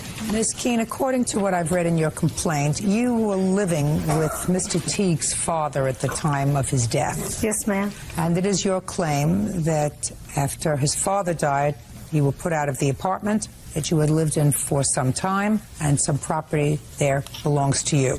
Yes, ma'am. That's what you're suing for. He is counterclaiming. He says that you stole some money from his father and you canceled an insurance policy on the car and kept the premium for yourself. So he is counterclaiming for that.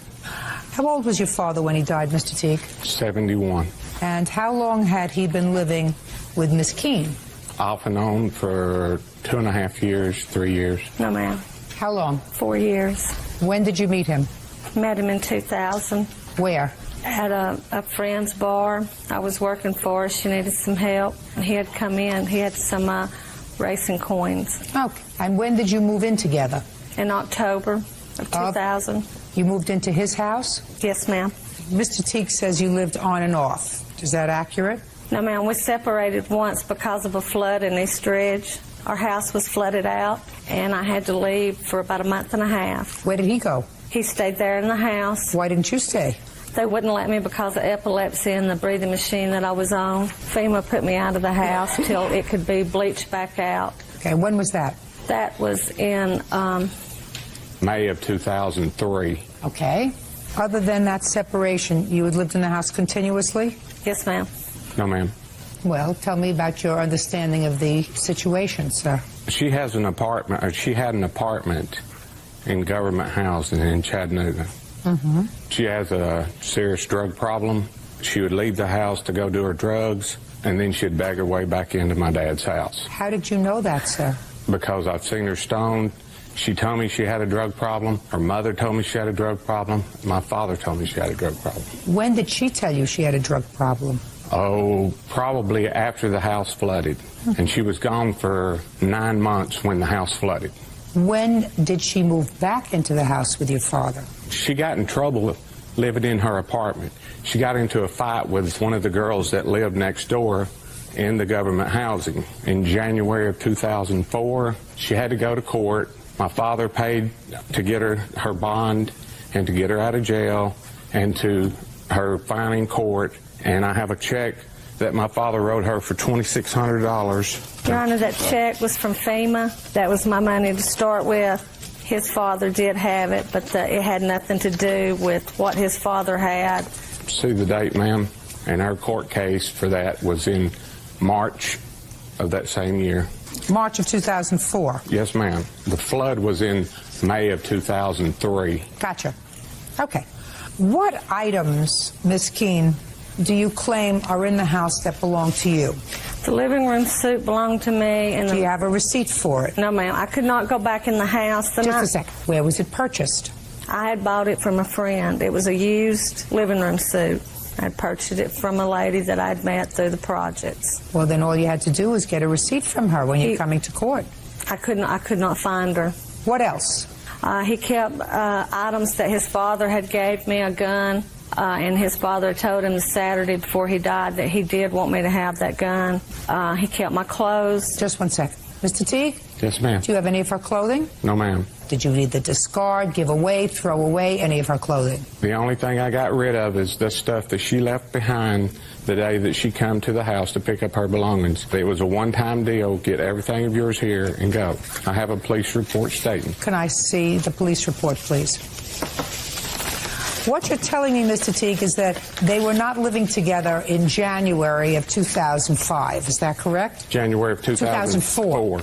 They were not living together, and your father passed away? In October of 2004, October 30th. October the 29th, Your Honor. And there were times when she stayed with your father? Yes, ma'am. Now, a week before he died, did your father call you to the house, and she was there? 2 weeks before my father passed away. 2 weeks. Melissa called me to the house. It's Melissa. Yes, ma'am. So she was called living me to there? the house. She was staying there at that time. Okay. She told me she was leaving. She said, I'm tired of putting up with him. I'm leaving. And I said, well, that's fine. I can take care of my father. Had she been taking care of him up until that point? He was ill. No, ma'am. Just a second. If she wasn't there, and you just said to me, Mr. Teague, be very careful, sir. Yes, ma'am. If you said, well, I can take care of my father. Right. That presupposes that someone else was taking care of him, and that would have been Miss Keene for at least a period of time. If she called you and said to you, I'm not taking care of him anymore, I'm leaving. I'm leaving, then she had been taking care of him. Okay, yes. Don't play with me, sir. I'm not, ma'am. Good. How long had she been taking care of him? Well, in September was when the cancer come back. He had cancer, had taken treatments, had gotten better, and then it came back. So he was in the hospital for a couple of weeks. Your Honor. Yes. He was in the hospital for a week. He had got sick that night. I took him to the hospital. I couldn't get in touch with none of his children. We got him to the hospital. Ken's children come in and tried to throw me out of the hospital. Ken told the hospital to throw his children out and bring me back to the room. I stayed there at the hospital with him for 1 week, did not leave, lived there for 1 week in the room with him. Okay, so what I want to know is how long did you take care of him? 2 months before he died? For a year with the cancer. Well, were you living there, Yes, madam? ma'am. But you were arrested in January of 2004 over an incident that occurred in another location. Yes, ma'am. We kept the other apartment. Ken wanted me to keep it because I had stuff in it. I just want to know, madam. Yes, ma'am. Listen carefully. How long were you living full-time taking care of him after he got sick? For over 6 months. All right, so we're down from a year to 6 months. That's all. Judge Judy continues in a moment. Melissa Kane says her deceased boyfriend's son, Terry Teague, trashed her belongings. Terry claims Melissa stole money from his late father. What other property do you claim is there that's yours? The curtains, my TV was there. You were unable to produce a receipt for the television. The stuff was in the house. Mr. Teagues and the cop, which were friends, would not let me go back in the house to get anything, any receipts. Listen to me. You went back into the house. No, According to the police, you retrieved personal property, but you were not permitted to take the television set. They never let me go back in the house. What else? Ms. Keene, what else? I had a Dutch oven stove in the back. Do you have any proof that any of these items belong to you? It was all in the house, Your Honor. I don't care if it was in the house, madam. The house was not yours. Right, and they wouldn't let me go in it to get nothing. I asked you a simple question. No, ma'am. Do you have any proof that any of these items were yours? No, ma'am. Well, I can't help you, Ms. Keene. Let's get to your counterclaim, Mr. Teague. Yes, ma'am. Okay. It's your claim that first Ms. Keene stole money from your father's wallet. Yes, ma'am. Tell me about that. The night my father passed away, when I got to the house, Miss Keene was there, and there was already several people there, including the police and the fire department. I went in the house. The funeral home had called, told me the information they needed. I needed his Social Security number. I tried to find his wallet. I looked all over the house, could not find it, and I walked into the living room and said, no one's going to leave here now until my dad's wallet shows up. So, in a few minutes, Miss Keene walked down the hallway back into my father's room and found my dad's wallet laying on top of the pants that I had picked up and checked the pockets to see if the wallet was there. Okay. The day that she came to the house to retrieve her belongings, she got angry because the policeman would not allow her to have the television. So she said, I want to see your supervisor. I want to see him now. The officer backed up and was calling on the radio to get his supervisor there. She looked me in the eye and told me that that's okay. I took $700 from his wallet the night he died, and I told her she wouldn't get another penny. So when she wouldn't get the TV, is what you're telling me she said to you, I'm not going to get the TV, I'm just telling you I took money. Yes, ma'am. And I have a witness. Yeah. I have a witness who heard it. Who are you? I'm Steve Kyle. I was there when she came to pick up her items. How are you related to this family? Terry's my roommate, so I knew the whole thing, everything that was going on. Tell me what you heard. Oh, well, when she found out she wasn't going to get the TV out of the house, that's when she made this statement. She said, that's okay. I took $700 out of your dad's wallet the night he died. Your Honor, I've never met this gentleman, never seen him in my life, could not tell you who he is. He was not there that day. I did not take no money out of his father's billfold. His father's billfold was under the bed. His daddy, when he died, I was there by myself. I done called the doctor once because Ken didn't sound right. And Terry come in, and the doctor told Terry that he was dying. Terry turned around and said, I've got a card game, and did not tell me he was dying, and left. I called the doctor back myself 30 minutes later when he got worse, and the doctor told me, he said, Miss Kane, I'm going to tell you just like I told his son, if you want to bring him to the hospital, you can, but it's not going to do no good. I said, you mean he's dying? He said, yes, ma'am, I told his son that. I tried to call Mr. Teague's back. He would not answer his cell phone. So I went back in there, and I held his daddy in my arms by myself till he took his last breath. And then when he took his last breath, I laid him down on the bed. And when Terry got there, after the police and everybody else got there. Had you been there earlier that evening, sir? Yes, ma'am. Why didn't you stay? When I got there, my father was real upset because Melissa wanted to take him to the hospital. My father hated hospitals. He didn't want to go to the hospital. So I said, settle down. I'll call the doctor and ask him. My father was coughing up blood. I called the doctor. The doctor told me this is common for someone taking chemotherapy. Have your father just stay there and rest at home. So the answer is, you were there earlier when your father was coughing up blood, and you left. Mr. Teague, answer my question. Yes, ma'am. Where did you go when you left? After we got my father calmed down, I went to home. My sister was in from Pittsburgh, Pennsylvania. She was leaving to go home the next day. I went and visited with her. Well, how much time did she spend with her father? The whole week that we were on, she was in on vacation. Me and my two sisters were there every day. I don't think I believe that, Mr. Teague. Well, it's the truth, Your Honor. I don't think I believe that. If your sister was leaving, and the reason your sister came was because of your father's health, and you got a call from Miss Kane that was sufficiently serious for you to go over there, I don't see why your sister, who was another child, wouldn't have gone over there at the same time.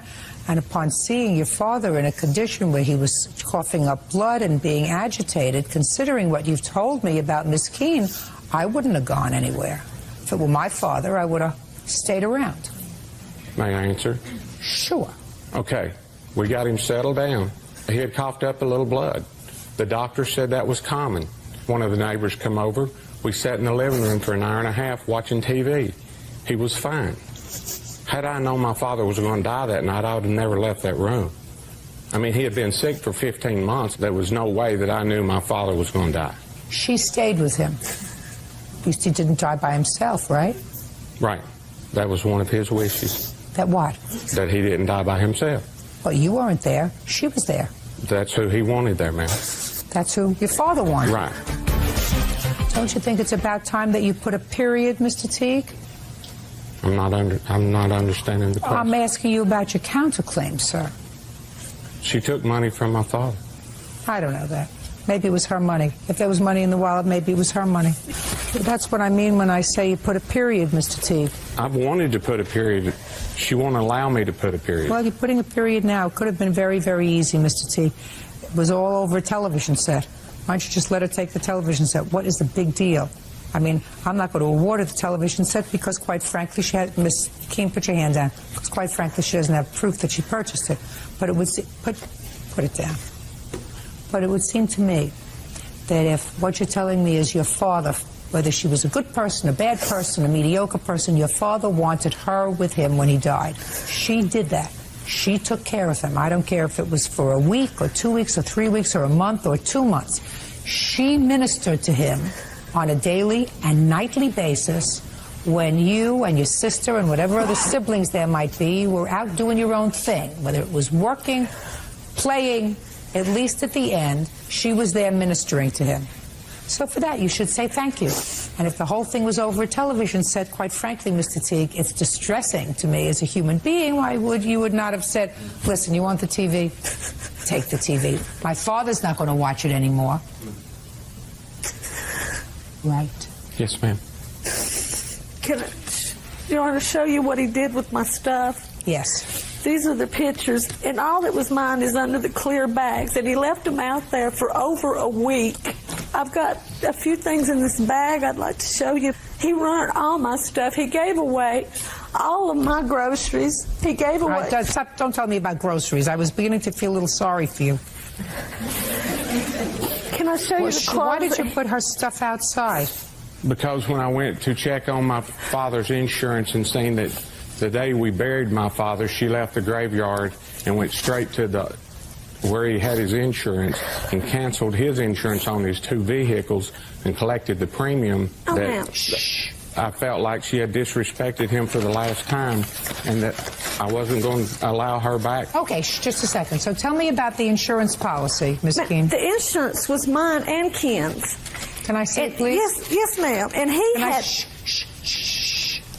Was it their joint policy? Her name was on the policy. Then she had a right to cancel it. I don't understand that. Your father wasn't driving anymore, Mr. Teague. I understand that. And if her name was on the policy, she had the right to cancel the policy and to collect the premium. That's her right. She's the policy holder, not you. She. And you had no right to throw her stuff out. That was the wrong thing to do. I think that you acted badly, Mr. Teague. I think that you acted very badly. While your father was sick, while he was coughing up blood, while he needed assistance in getting to the bathroom, while he needed assistance in showering, bathing, keeping himself clean, feeding himself, neither you nor your siblings were there ministering to him. For whatever period of time it was and for whatever kind of a person she is, she was there, and she was the person your father wanted there. He didn't say to you when you came, do me a favor, get rid of her. I want you to sit and hold my hand. It's not what he said, and you just told me that. So if that's what your father wanted, and she gave him a little bit of peace before he died, and at the moment of his death, you acted badly.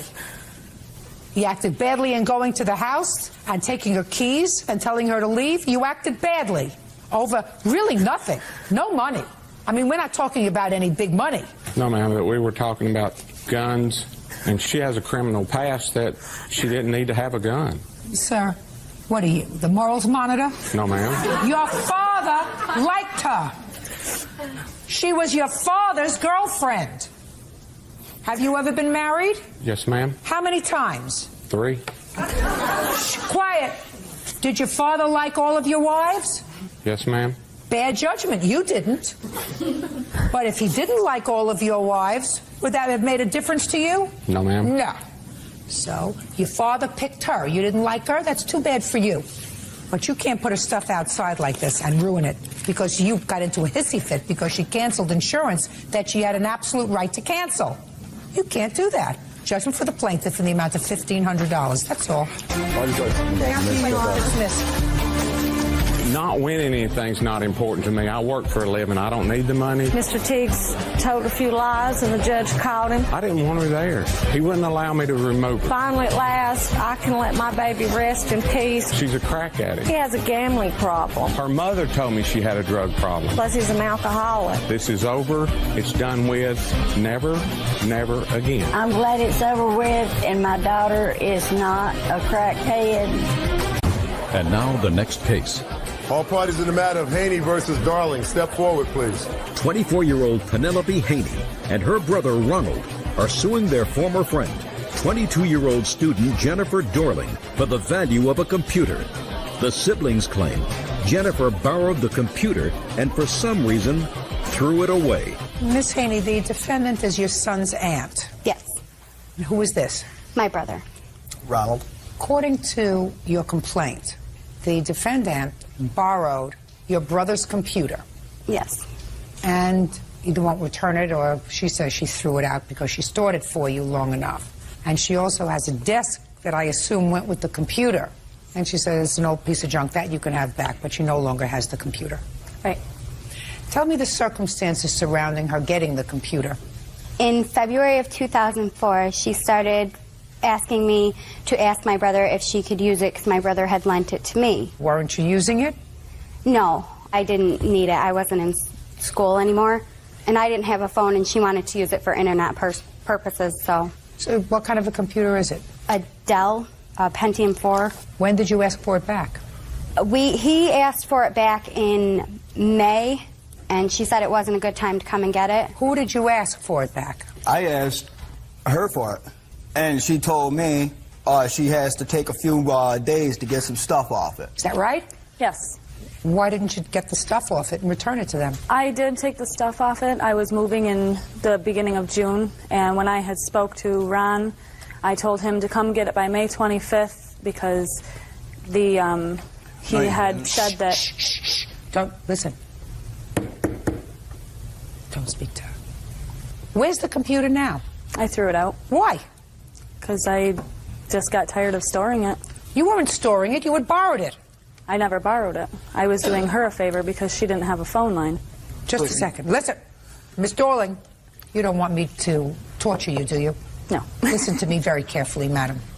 If she didn't have a phone line, that's not a reason for you to take the computer and put stuff on the computer that you had to take off the computer, because clearly, based upon what you said, you had been using it, enjoying it, putting your own information on it, because when he called you in May and said, I'm speaking. When he called you and said, I want to come and get my computer, you said, it's not a good time, I have to get stuff off it. So you weren't storing it, you were using it. The both of us, both Penny and I, were both using it. Fine. Then what happened? Shut. Listen to me. Sorry.